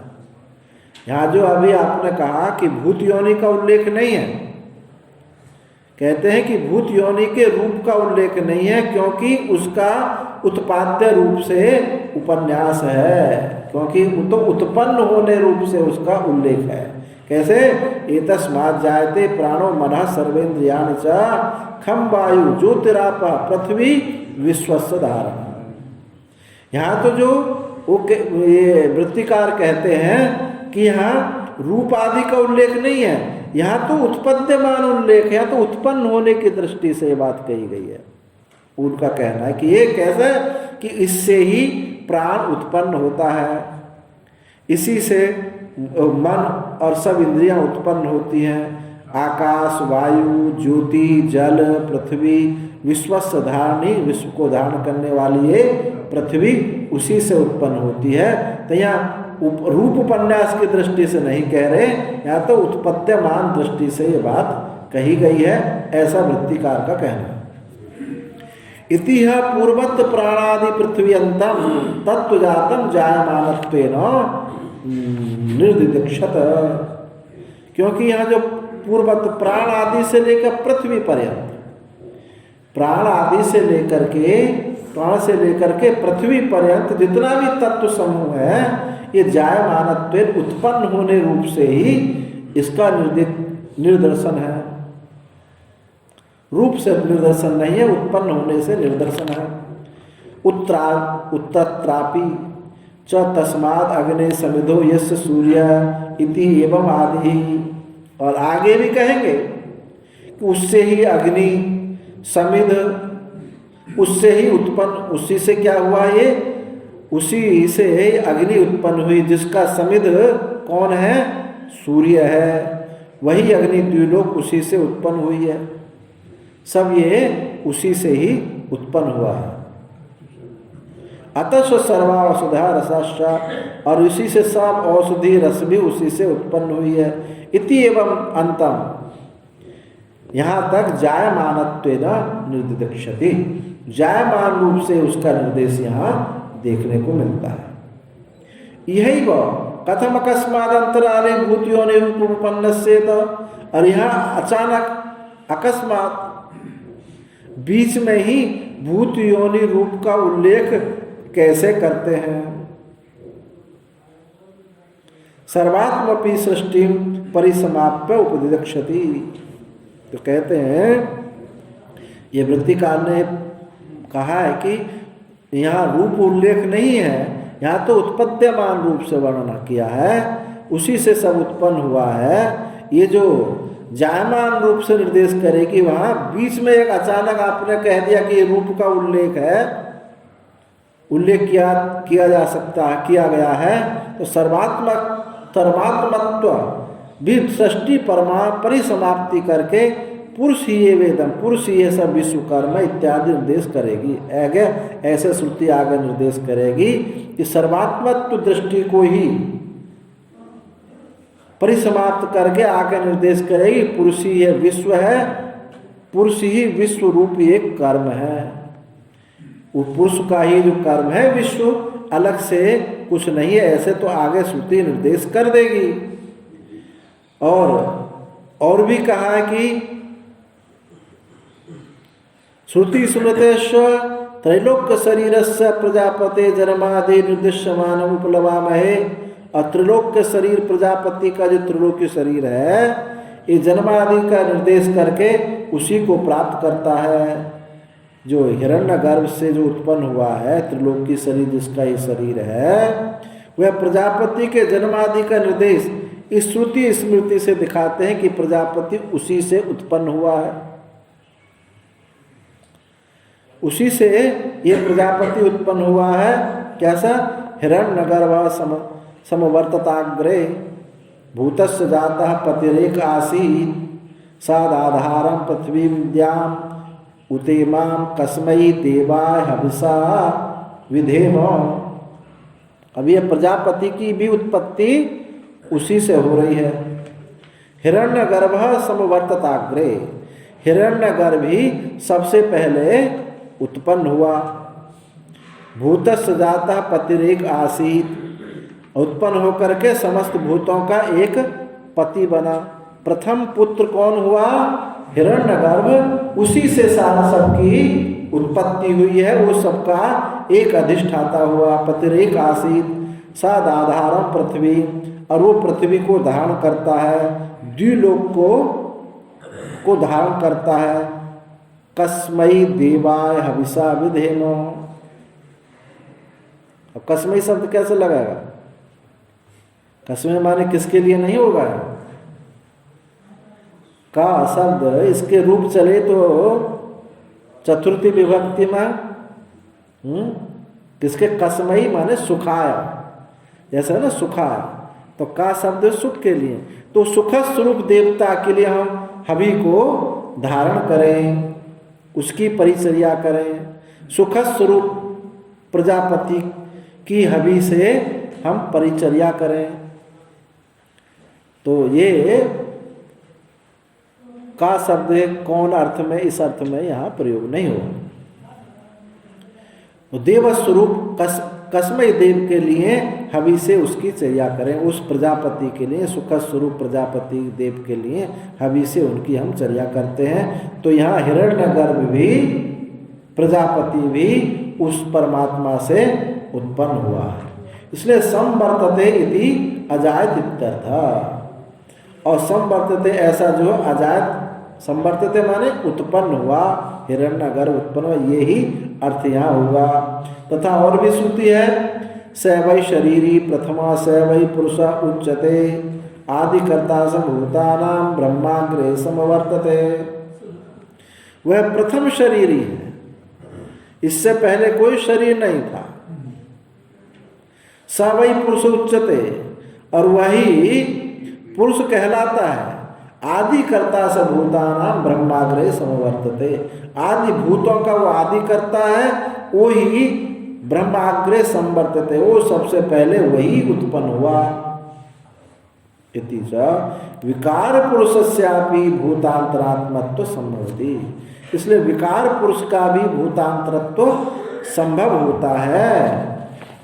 और प्राणात्मना सर्वभूतानां अध्यात्म अवस्थानात्, प्राण रूप से सब भूतों के शरीर में वो स्थित है। अस्मिन् पक्षे पुरुष एवेदम विश्वम कर्म, इस पक्ष में पुरुष इस कर्म तप ज्ञान इनके फल रूप ये सारा प्रपंच है। इत्यादि सर्वात्म इत्यादि सर्वरूपोपन्यास परमेश्वर प्रतिपत्ति हेतु इति व्याख्येयम्। ये सर्वरूपोपन्यास जो है परमेश्वर की प्रतिपत्ति हेतु, परमात्मा की प्राप्ति हेतु ही ये व्याख्या करनी चाहिए। जो रूप का वर्णन हुआ है यहाँ, उन्होंने वृत्तिकार ने कहा कि उत्पद्यमान, पहले वर्णन किया था रूप से, तो उन्होंने यहाँ कहा कि जितना भी सब रूप उल्लेख है ये परमेश्वर की प्राप्ति हेतु होने से ही इसकी व्याख्या कर लेनी चाहिए। ये जो उत्पद्यमान है, और रूप भी तो उत्पद्यमान होता है, रूप कोई शाश्वत वस्तु तो होती नहीं, रूप भी जो बदले वो सब उत्पन्न होने वाला है। वो बात जरूर है कि रूप में तोला जाए तो रूप में वजन नहीं निकलेगा, रूप में वायु में तो वजन है लेकिन रूप में वजन नहीं हुआ, और उत्पन्न है तो फिर वजन भी होना चाहिए। जो वस्तु उत्पन्न होती है अनित्य होती है तो उसमें द्रव्य होगा नहीं होगा। और वैसे रूप में कहा जाता है कि रूप में कोई वजन होता नहीं है। जैसे वायु में वजन नहीं दिखाई देता परंतु उसमें वजन होता है। बोलते ना 4 पाउंड आ गई हवा, 10 पाउंड हवा आ गई। तो ऐसे यहाँ दोनों वृत्तिकार के मत से और जो पूर्व में बताया था रूप उपन्यास, दोनों में कोई भेद नहीं है, केवल कहने का तरीका अलग अलग है।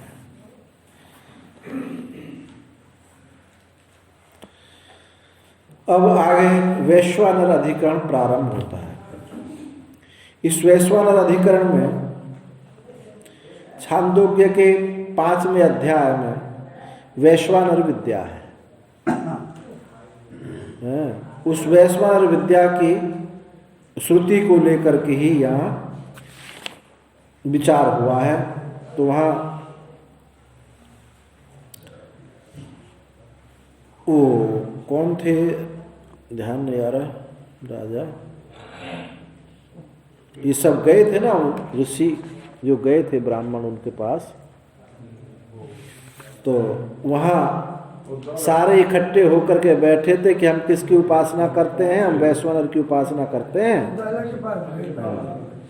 हाँ, उद्दालक के पास गए, फिर उद्दालक को लेकर के गए थे। वो कौन राजा थे? हैं? अशुपति। हाँ, वहाँ गए तो वही यहाँ कथानक है। तो इसमें विचार है कौन आत्मा, किम ब्रह्म इति आत्मानं एव इमं वैश्वानरं प्रत्यधेसी तमेव नो ब्रूहि। इस श्रुति पर यह विचार किया कि कौन आत्मा, उन्होंने आपस में बैठ करके विचार करें कि आत्मा, हमारा आत्मा कौन है, ब्रह्म क्या है, ऐसा विचार करें। जब नहीं बात समझ में आई तो इसको समझने के लिए भैया उद्दालक ही, इसको जानने वाले उद्दालक के पास गए और उद्दालक ने कहा कि मैं भी संपूर्णता से नहीं जानता, इसको तो अश्वपति ही, राजा अश्वपति ही जानते हैं। तो फिर सबके सब मिलकर अश्वपति के पास गए। आत्मानम एवं, कि हमारा आत्मा कौन है, ब्रह्म क्या है, ऐसा। और आत्मानम एवं, इस समय उस आत्मा वैश्वानर को तुम ही स्मरण करते हो। उद्दालक को कह रहे हैं कि तुम ही उसको जानते हो, आप ही हमको ये बताइए। तो उसी में ये चर्चा है। तो यहाँ प्रश्न उठता है कि आत्मानम वैश्वानर उपासते, इस आत्मा को वैश्वानर आत्मा की उपासना करते हैं। इस श्रुति में वैश्वानर ये जठराग्नि है या भूताग्नि है, अथवा कोई देवता है, अथवा जीव है, अथवा यह परमेश्वर है, ये संदेह होता है। क्योंकि सबके लिंग, सबके लक्षण यहाँ मिलते हैं। जीव के भी लक्षण मिलते हैं, भूताग्नि के, जठराग्नि के सबके लक्षण मिलते हैं, और परमेश्वर के मिलते हैं। तो इसमें कौन होना चाहिए? तो पूर्व पक्षी ने कहा कि वैश्वानर शब्द जो है जठराग्नि में ही प्रयुक्त होता है। अहम वैश्वानरो भूत्वा रोज बोलते हैं हम लोग, जठराग्नि में होता है, भूताग्नि में होता है, और देवता में भी रूढ़ हो सकता है। और आत्म शब्द जीव का वाचक है, इसलिए जीव में भी रूढ़ हो सकता है, परमात्मा में तो हो नहीं सकता। परमात्मा में ये ईश्वर को छोड़कर सब में हो सकता है। तो उन्होंने, सिद्धांति ने कहा कि भाई ऐसा नहीं, द्विलोक उसका मस्तक है, पृथ्वी जिसके चरण हैं और वायु जिसके प्राण हैं, ये जो है ना तो जीव में लक्षित हो सकता है, और ना ये जठराग्नि में लक्षित हो सकता है, ना भूताग्नि में हो सकता है। इसलिए ये वैश्वानर परम, ये ब्रह्म ही है, ये सिद्धांति ने कहा। तो वैश्वानर साधारण शब्द अभिविशेषात्, सूत्र है वैश्वानर साधारण शब्द विशेषात्। वैश्वानर यस्तु एतम एवं प्रादेश मात्र अभिविमानम आत्मानर वैश्वानरम उपासते। जो ये इस प्रकार प्रादेश मात्र को, जो इस प्रादेश मात्र को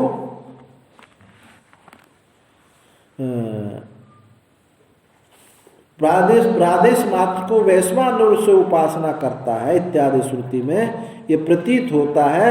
तो वैश्वानर ये परमात्मा ही है। कुतः, कैसे? साधारण शब्द विशेषात्, साधारण शब्द विशेषात्। यद्यपि जाठर, भूताग्नि, आदित्य देवतासु जीव परमात्मनस्व साधारण वैश्वानर शब्दो है, तथापि मूर्धैव सुतेजा इति विशेषणस्य परमात्मनेव संभवात्। यद्यपि जाठर अग्नि, भूताग्नि, आदित्य आदि देवताओं में ये जीव परमात्मा का साधारण रूप से वैश्वानर का प्रयोग हुआ है, तो भी मूर्धा सुतेजा इत्यादि गुण तो परमात्मा में ही लक्षित होते हैं।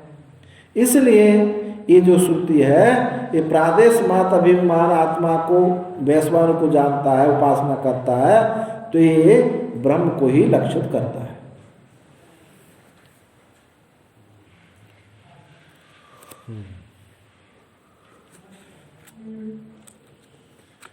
तो कौन है आत्मा?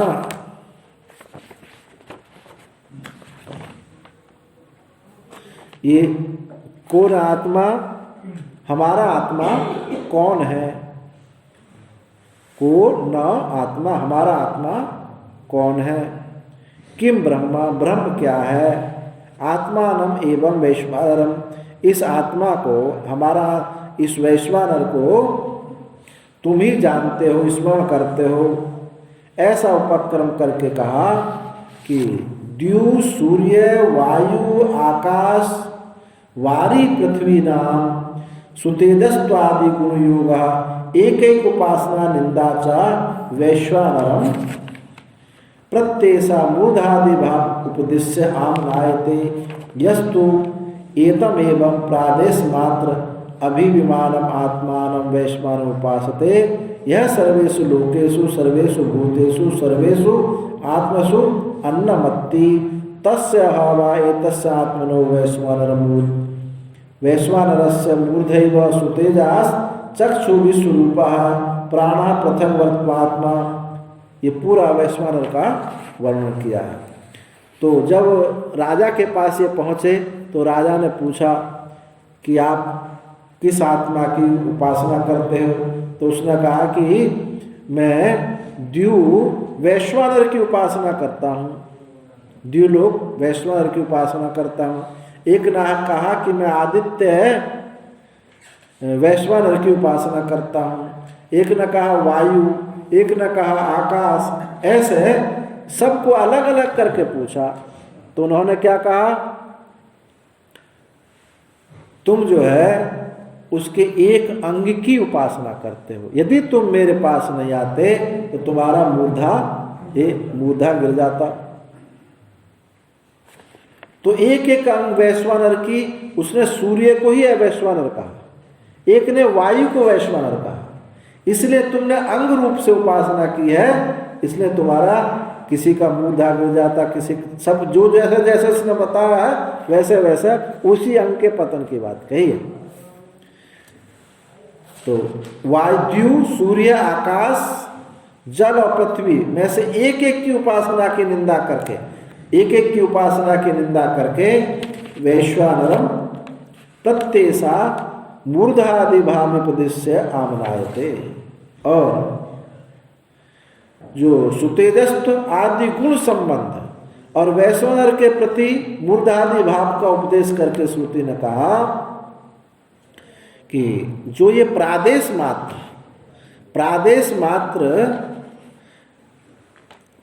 मात्र अभिविमान वैश्वानर की उपासना करता है, वह सब लोकों में, सब भूतों में, सब आत्माओं में अन्न का भक्षण करता है। उस आत्मा वैश्वानर का मस्तक ही पुष्कर तेज वाला द्युलोक है। चक्षु विश्व रूप यानी सूर्य है, प्राण उसका पृथक वर्तमान वायु है, संदेह धड़ भाग जो है उसका समुद्र स्थान है, अब पृथ्वी उसके दोनों पैर हैं, और हृदय जो है ये क्या है, उर एव वेदी। अरे जो हृदय है ये कौन है, ये वेदी है। लोमानी बरही, और लोम जो है बरही है, बरही माने चांदी नहीं, बरही ये जो घास कुसा की जैसे घास होती है यज्ञ में जो प्रयोग होती है उसको बरही कहते हैं। तो ये जो है लोम जो है ये बरही है। इस प्रकार कुसा मान लीजिए जो फैलाया जाता है यज्ञ के चारों तरफ यज्ञ उसके। और हृदय गार्हपत्यम, और जो हृदय है ये कौन है, नहीं मन क्या है, हृदय कौन है, मन। हृदय तो पहले आएगा, उर्स से शब्द आएगा, नहीं तो पुनरुक्ति दोष हो जाएगा। तो हृदय कौन है, ये मन कौन है, ये गार्हपत्य अग्नि है। हृदय गार्हपत्य अग्नि और मन अनवाहारी अग्नि, अनवाहारी पचन अग्नि जिसमें भोजन पकाया जाता है। और आस्यम आवाहनी अग्नि, मुख जो है ये इसकी आवाहनी अग्नि है। तो अब यहाँ संदेह होता है, तत्र संदेह होता है, क्या वैश्वानर, क्यों वैश्वानर शब्देन जाठर अग्नि उपदिश्यते उत भूताग्नि अथ तद अभिमानी देवता अथवा शारीरा आवशुद्ध परमेश्वर इति। यह संशय यहाँ होता है कि वैश्वानर जो है शब्द से हम जाठर अग्नि का उपदेश किया गया है, अथवा भूताग्नि का उपदेश किया गया है, अथवा उन अग्नियों के अभिमानी देवता का उपदेश किया गया है, अथवा जीव का ही उपदेश किया गया है, या परमेश्वर का ही उपदेश है। किम पुनरुक्त संशय कारण, संशय का कारण क्यों ये संशय उत्पन्न हुआ? तो कहा वैश्वानर जाठर भूताग्नि देवता नाम साधारण शब्द प्रयोगा आत्मा इति सारे ऊपर में शारीर परमेश्वरयो। इसलिए संदेह हुआ कि जो वैश्वानर है ये जाठर के लिए भी प्रयोग किया गया है, जाठर अग्नि के लिए भी, और भूत अग्नि के लिए प्रयोग किया जाता है, और देवता के लिए भी प्रयोग किया जाता है। तो ये साधारण शब्द प्रयोग, ये साधारण शब्द वैश्वानर साधारण शब्द का प्रयोग होने से, और आत्मा शब्द की बात कहो तो आत्मा शब्द जीव के लिए भी प्रयोग किया जाता है और परमेश्वर के लिए भी प्रयोग किया जाता है। इसलिए संदेह हमको हुआ कि हम इसको क्या लेना है। तत्र कस्य उपादान है, तो किसका ग्रहण करना उचित है, कस्य वाहनम अथवा किसका त्याग करना चाहिए, किसको ग्रहण करें किसको त्याग करें। इसलिए संदेह हो गया कि हमको क्या लेना चाहिए। किम तावत प्राप्त, तो क्या हुआ,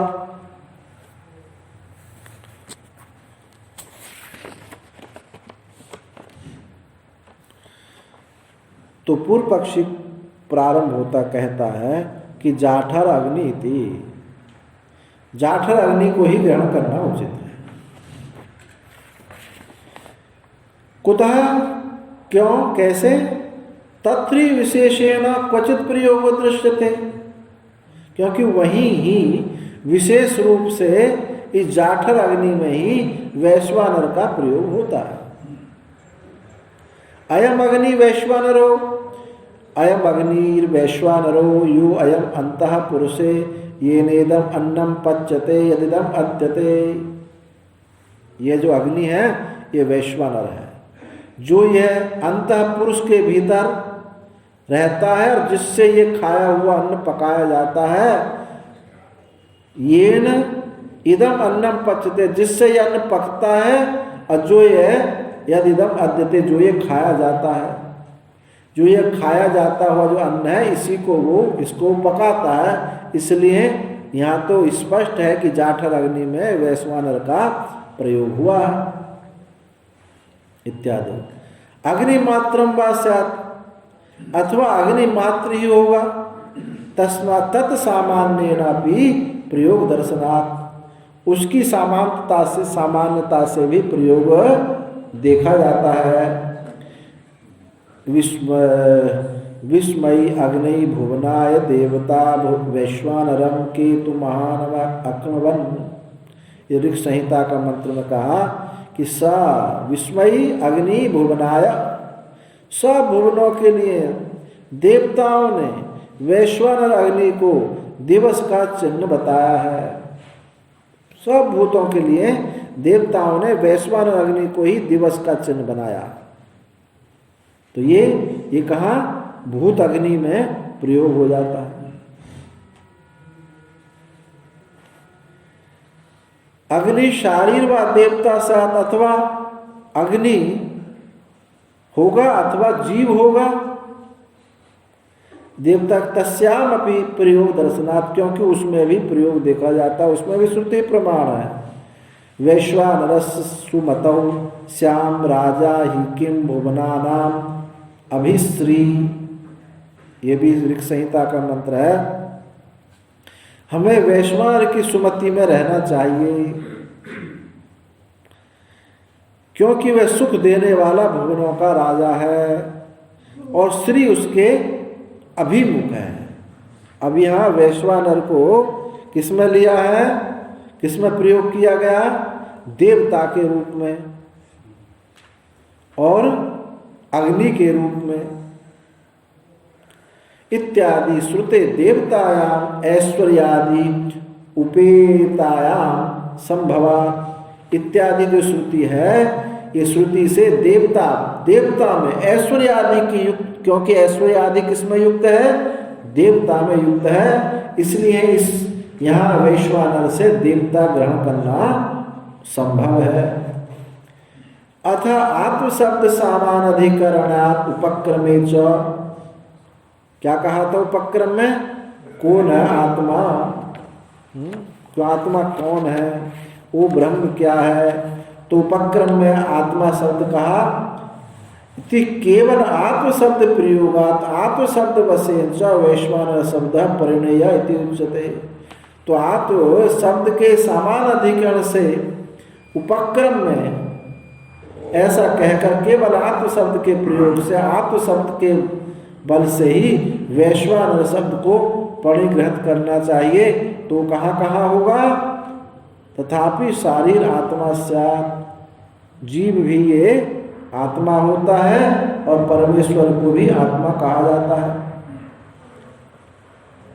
तो प्रियो आत्म शब्देन वसे तथापि शारीर आत्मा से तस्य भोक्तृत्वेन वैश्वानर सन्निकर्षात्, उसके भोक्ता रूप से ही वैश्वानर की समीपता है। तो वैश्वानर यहाँ आत्म रूप से कहा गया।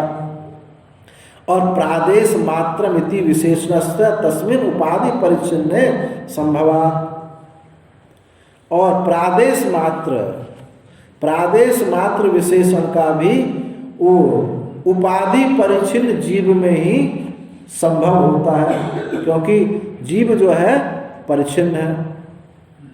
तस्माद् न ईश्वरो वैश्वानरः, इसलिए ईश्वर जो है वैश्वानर नहीं हो सकता। जीव हो सकता है, देवता हो सकता है, अग्नि हो सकती है, जाठर अग्नि हो सकती है, ये देवता हो सकते हैं, परमात्मा तो हो नहीं सकता। प्रादेश मात्र किसको कहते हैं? प्रादेश, ये अंगूठा और ये जो तर्जनी के बीच में जितना स्थान आता है इसको प्रादेश कहते हैं। अब लगा लिए इसकी कहाँ आगे वर्णन आएगा, ठोड़ी से लेकर के यहाँ तक का जो इतने स्थान में आता है, तो इसको प्रादेश मात्र कहा है। प्रादेश मात्र कहा है, इतना ही प्रादेश है, यहाँ से लेकर के ठोड़ी तक, यहाँ तक ये इतना ही ना, कोई भी अपने हाथ से नाप लो, इतने में ही आएगी। अपने हाथ से नाप लो, दूसरे का हाथ से नहीं, इसको प्रादेश मात्र कहा। और अभिविमान शब्द का प्रयोग हुआ था, अभिविमान कहा आया था, प्रादेश मात्र अभिविमानम आत्मानं वैश्वानरम उपासते। या को काट निकालोगे, मेरे पास नहीं आते, तुम्हारी मूर्धावस्था गिर जाते। हाँ, या को कैसे? वो एक अंग की उपास मूर्धा तुम्हारा गिर जाता, वहाँ इसका मतलब नहीं है मूर्धा तुम्हारा गिर जाता, मर जाते, इससे मतलब नहीं है कि तुमने उस वैश्वानर को खंडित किया है। तुमने केवल जो वैश्वानर का सिर भाग है उसको खंडित किया है। जो वस्तु है नहीं उसको तुमने, जो वस्तु ऐसी नहीं है तुमने उसको उतनी ही ऐसी मान ली है, इसलिए तुम्हारी श्री गिर जाती, श्री से हीन हो जाती। जहाँ मतलब जहाँ पहुँचना था, हाँ तो वहाँ।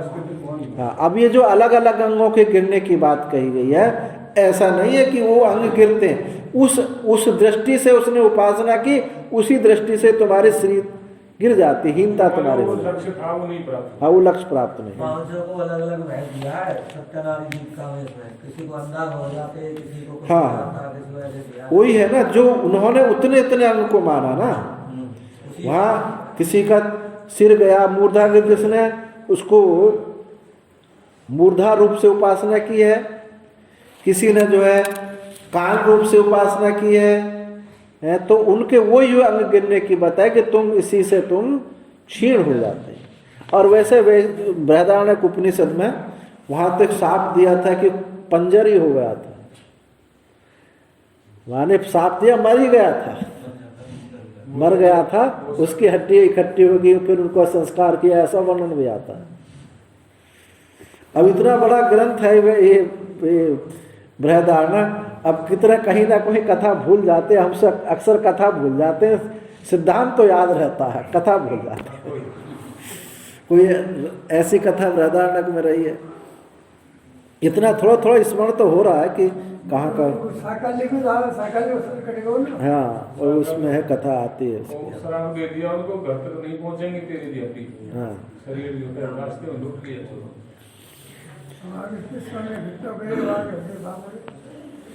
हाँ, अब आगे कहाँ पहुँचे? सिद्धांत शुरू होता है। एवं प्राप्ते तत् इदम उच्यते। इस प्रकार प्राप्ति होने पर यह कहा जाता है कि वैश्वानर परमात्मा भवितुम अर्हति। कि जो वैश्वानर है परमात्मा ही होने के योग्य है, परमात्मा ही वैश्वानर हो सकता है। कुतः, कैसे? साधारण शब्द विशेषात। साधारण शब्द विशेषात, साधारण शब्द का प्रयोग होने से। साधारण शब्द यो विशेष है, साधारण शब्द विशेष है। साधारण शब्दों का जो विशेष है वो साधारण शब्द विशेष है। तो साधारण शब्द कौन आएंगे? अभी इसमें श्रुति बताते हैं। यद्यपि एतौ उभौ अपि आत्म वैश्वानर शब्द है वो साधारण शब्द।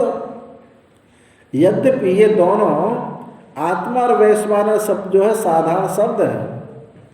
वैश्वानर शब्द भी जाठराग्नि में प्रयोग हुआ, भूताग्नि में प्रयोग हुआ, ऐसे आत्मा शब्द भी जीव में भी प्रयोग होता है, ईश्वर में प्रयोग होता है, और कहीं कहीं शरीर में भी प्रयोग किया जाता है।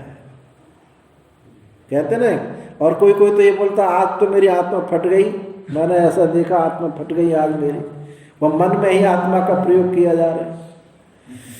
तो साधारण शब्द वैश्वानर शब्दस्तु त्रयाणाम साधारण।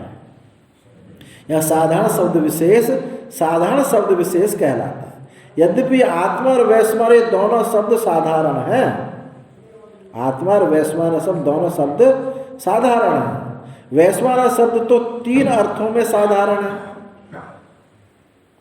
वैश्वानर शब्द 3 में 3, जाठराग्नि में, भूताग्नि में और देवता में साधारण है। और आत्म शब्द तो अर्थों में ही है कि 2 अर्थों में, किसमें? परमेश्वर में और जीव में। तो इसमें कहा तथा विशेष दृश्यते येन परमेश्वर परत्वम तयो अभ्युपगम्यते। जिससे वो परमेश्वर परत्ता ही, परमेश्वर में ही वो दोनों में जाना जाता है, परमेश्वर जीव दोनों में जाना जाता है। तस्य हवा एतस्य आत्मनो वैश्वानरस्य मूर्धा सुतेजा इत्यादि। ऐसे इस एतस्य आत्मन, इस आत्मा का, इस वैश्वानर आत्मा का मूर्धा ही सुतेजा है, सुतेज है वो मूर्धा है। अतः परमेश्वर ही द्विमूर्धत्वादि विशिष्ट अवस्थांतर्गत प्रत्यगात्मत्वेन उपन्नसते आध्यानाय इति गम्यते। यहाँ परमेश्वर ही द्विमूर्धत्वादि विशिष्ट होकर के, परमेश्वर ही द्विमूर्धा विशिष्ट होकर के अवस्थांतर्गत दूसरी अवस्था में प्रत्यगात्म रूप से उल्लेख कर किया गया। किसके लिए? आध्यानाय, ध्यान के लिए। यानी अब यहाँ मूर्धा में वैश्वानर की दृष्टि की गई है। एक एक अंग में उस परमात्मा की ही दृष्टि की गई है। सिर में दृष्टि की गई, कान में दृष्टि की गई, चरणों में दृष्टि की। तो वैश्वानर उपाधि रूप से ही यहाँ उपासित हुआ है, ये कहने का तात्पर्य है। कारणत्वात्, क्योंकि वो ही कारण है। कारण से ही सर्व अभिकार्यगत अवस्थावत्वाद द्विलोकादि अवयवत्व उपासते।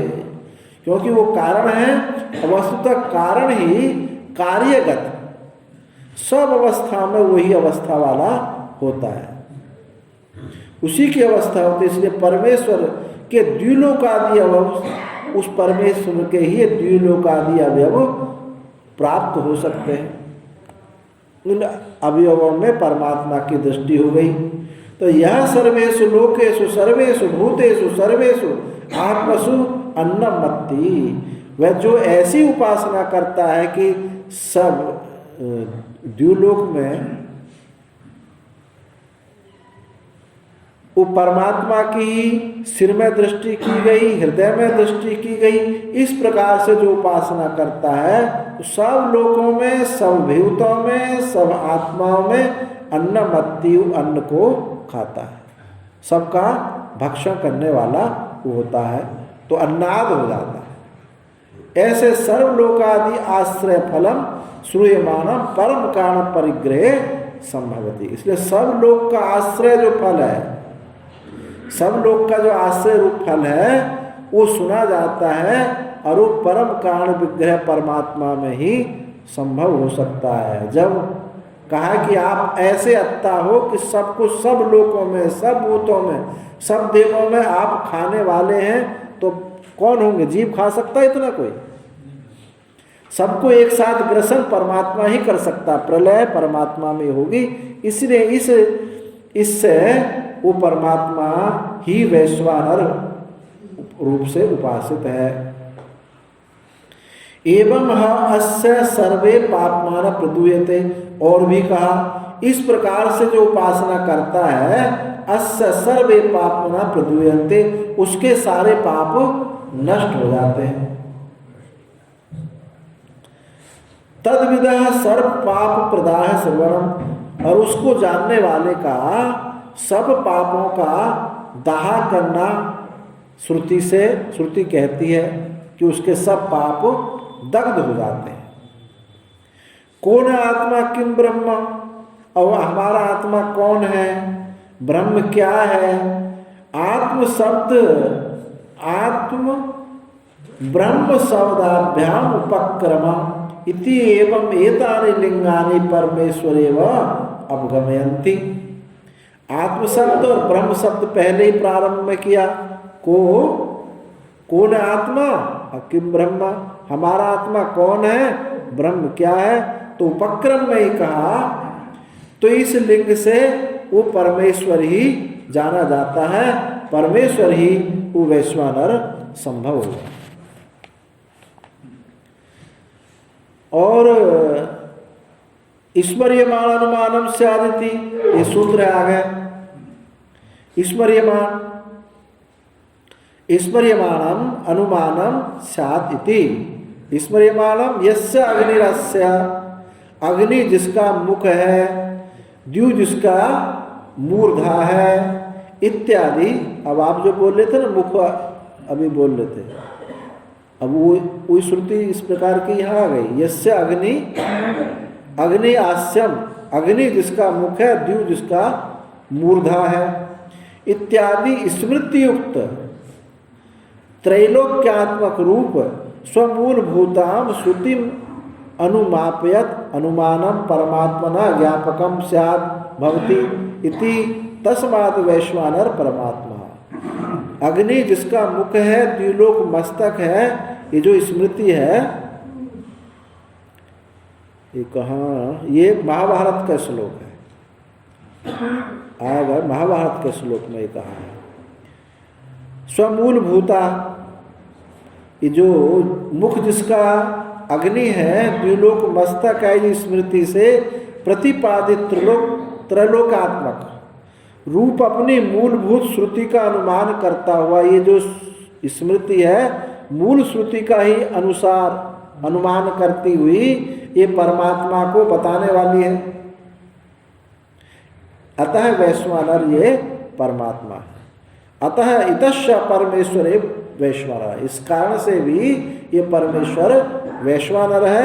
यस्मात्, क्योंकि परमेश्वरस्यैव अग्निरास्यम द्युमूर्धा इति ईदृशं त्रैलोकात्मक रूपम स्मृते। पहले श्रुति से बात बताई थी, अब स्मृति से भी बताते हैं। तो स्मृति में महाभारत का श्लोक लिया।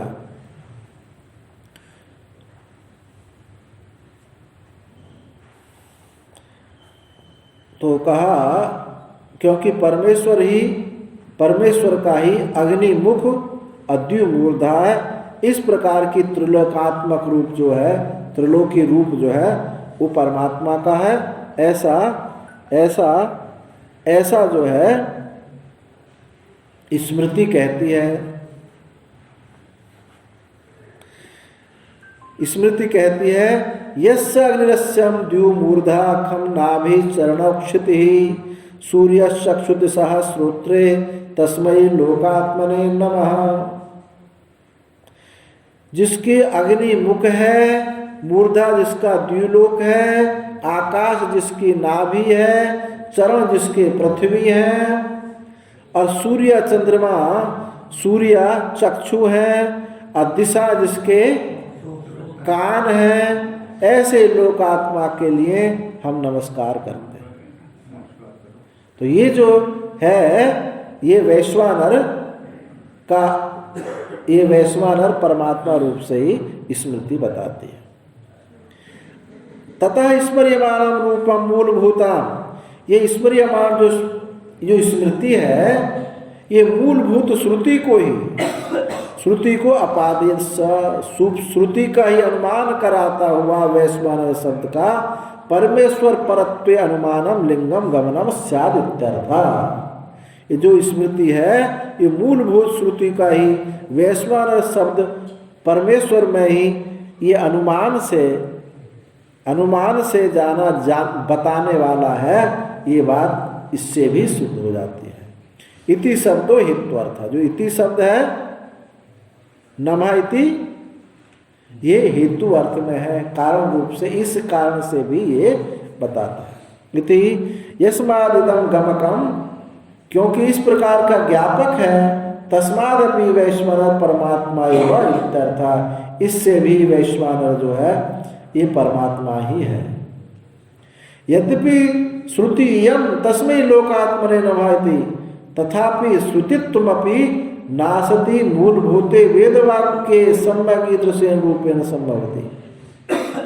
यद्यपि ये स्तुति है, यद्यपि जो है स्तुति है, तस्मै लोकात्मने नमः ये स्तुति है, तो भी स्तुत्वमपि नासति मूलभूते, मूलभूत के ना होने पर, वेद वाक्य के ना, मूलभूत वेद वाक्य के ना होने पर इस प्रकार से स्मृति भी संभव नहीं हो सकती।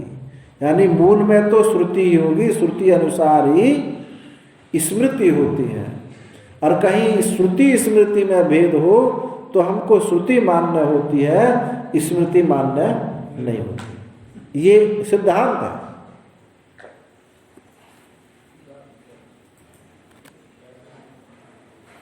उस मूलभूत श्रुति के अभाव में ये स्मृति भी संभव नहीं होगी। तो द्युमूर्धानाम यस्य विप्रा वदन्ति खम वै नाभि चंद्र सूर्यौ च नेत्रे दिशे श्रोत्रे विद्धौ पादौ क्षितिं च स्वचित्यात्मा सर्वभूत प्रणेता इति एवं जाति का च स्मृति उदाहरणतव्य। ये भी स्मृति है कि द्युमूर्धानम, द्यु विद्यमान, द्युलोक को जिसका मस्तक है, विद्यमान लोगों को ऐसा बताते हैं कि द्युलोक जिसका मस्तक है, आकाश को नाभि कहते हैं, और सूर्य चंद्रमा को नेत्र कहते हैं, और दिशाओं को कान कहते हैं, विद्धि पादौ क्षितिम और पृथ्वी को पाद बताते हैं, स्वचिंत्य आत्मा सर्वभूता प्रणेता, और वो जो सब भूतों का वो प्रणेता है, स्वचिंत्य आत्मा, वो मन वाणी के चिंतन का विषय नहीं होता है। ऐसा इस स्मृति से भी ये बात सिद्ध होती है कि ये वैश्वानर जो है ये परमात्मा है।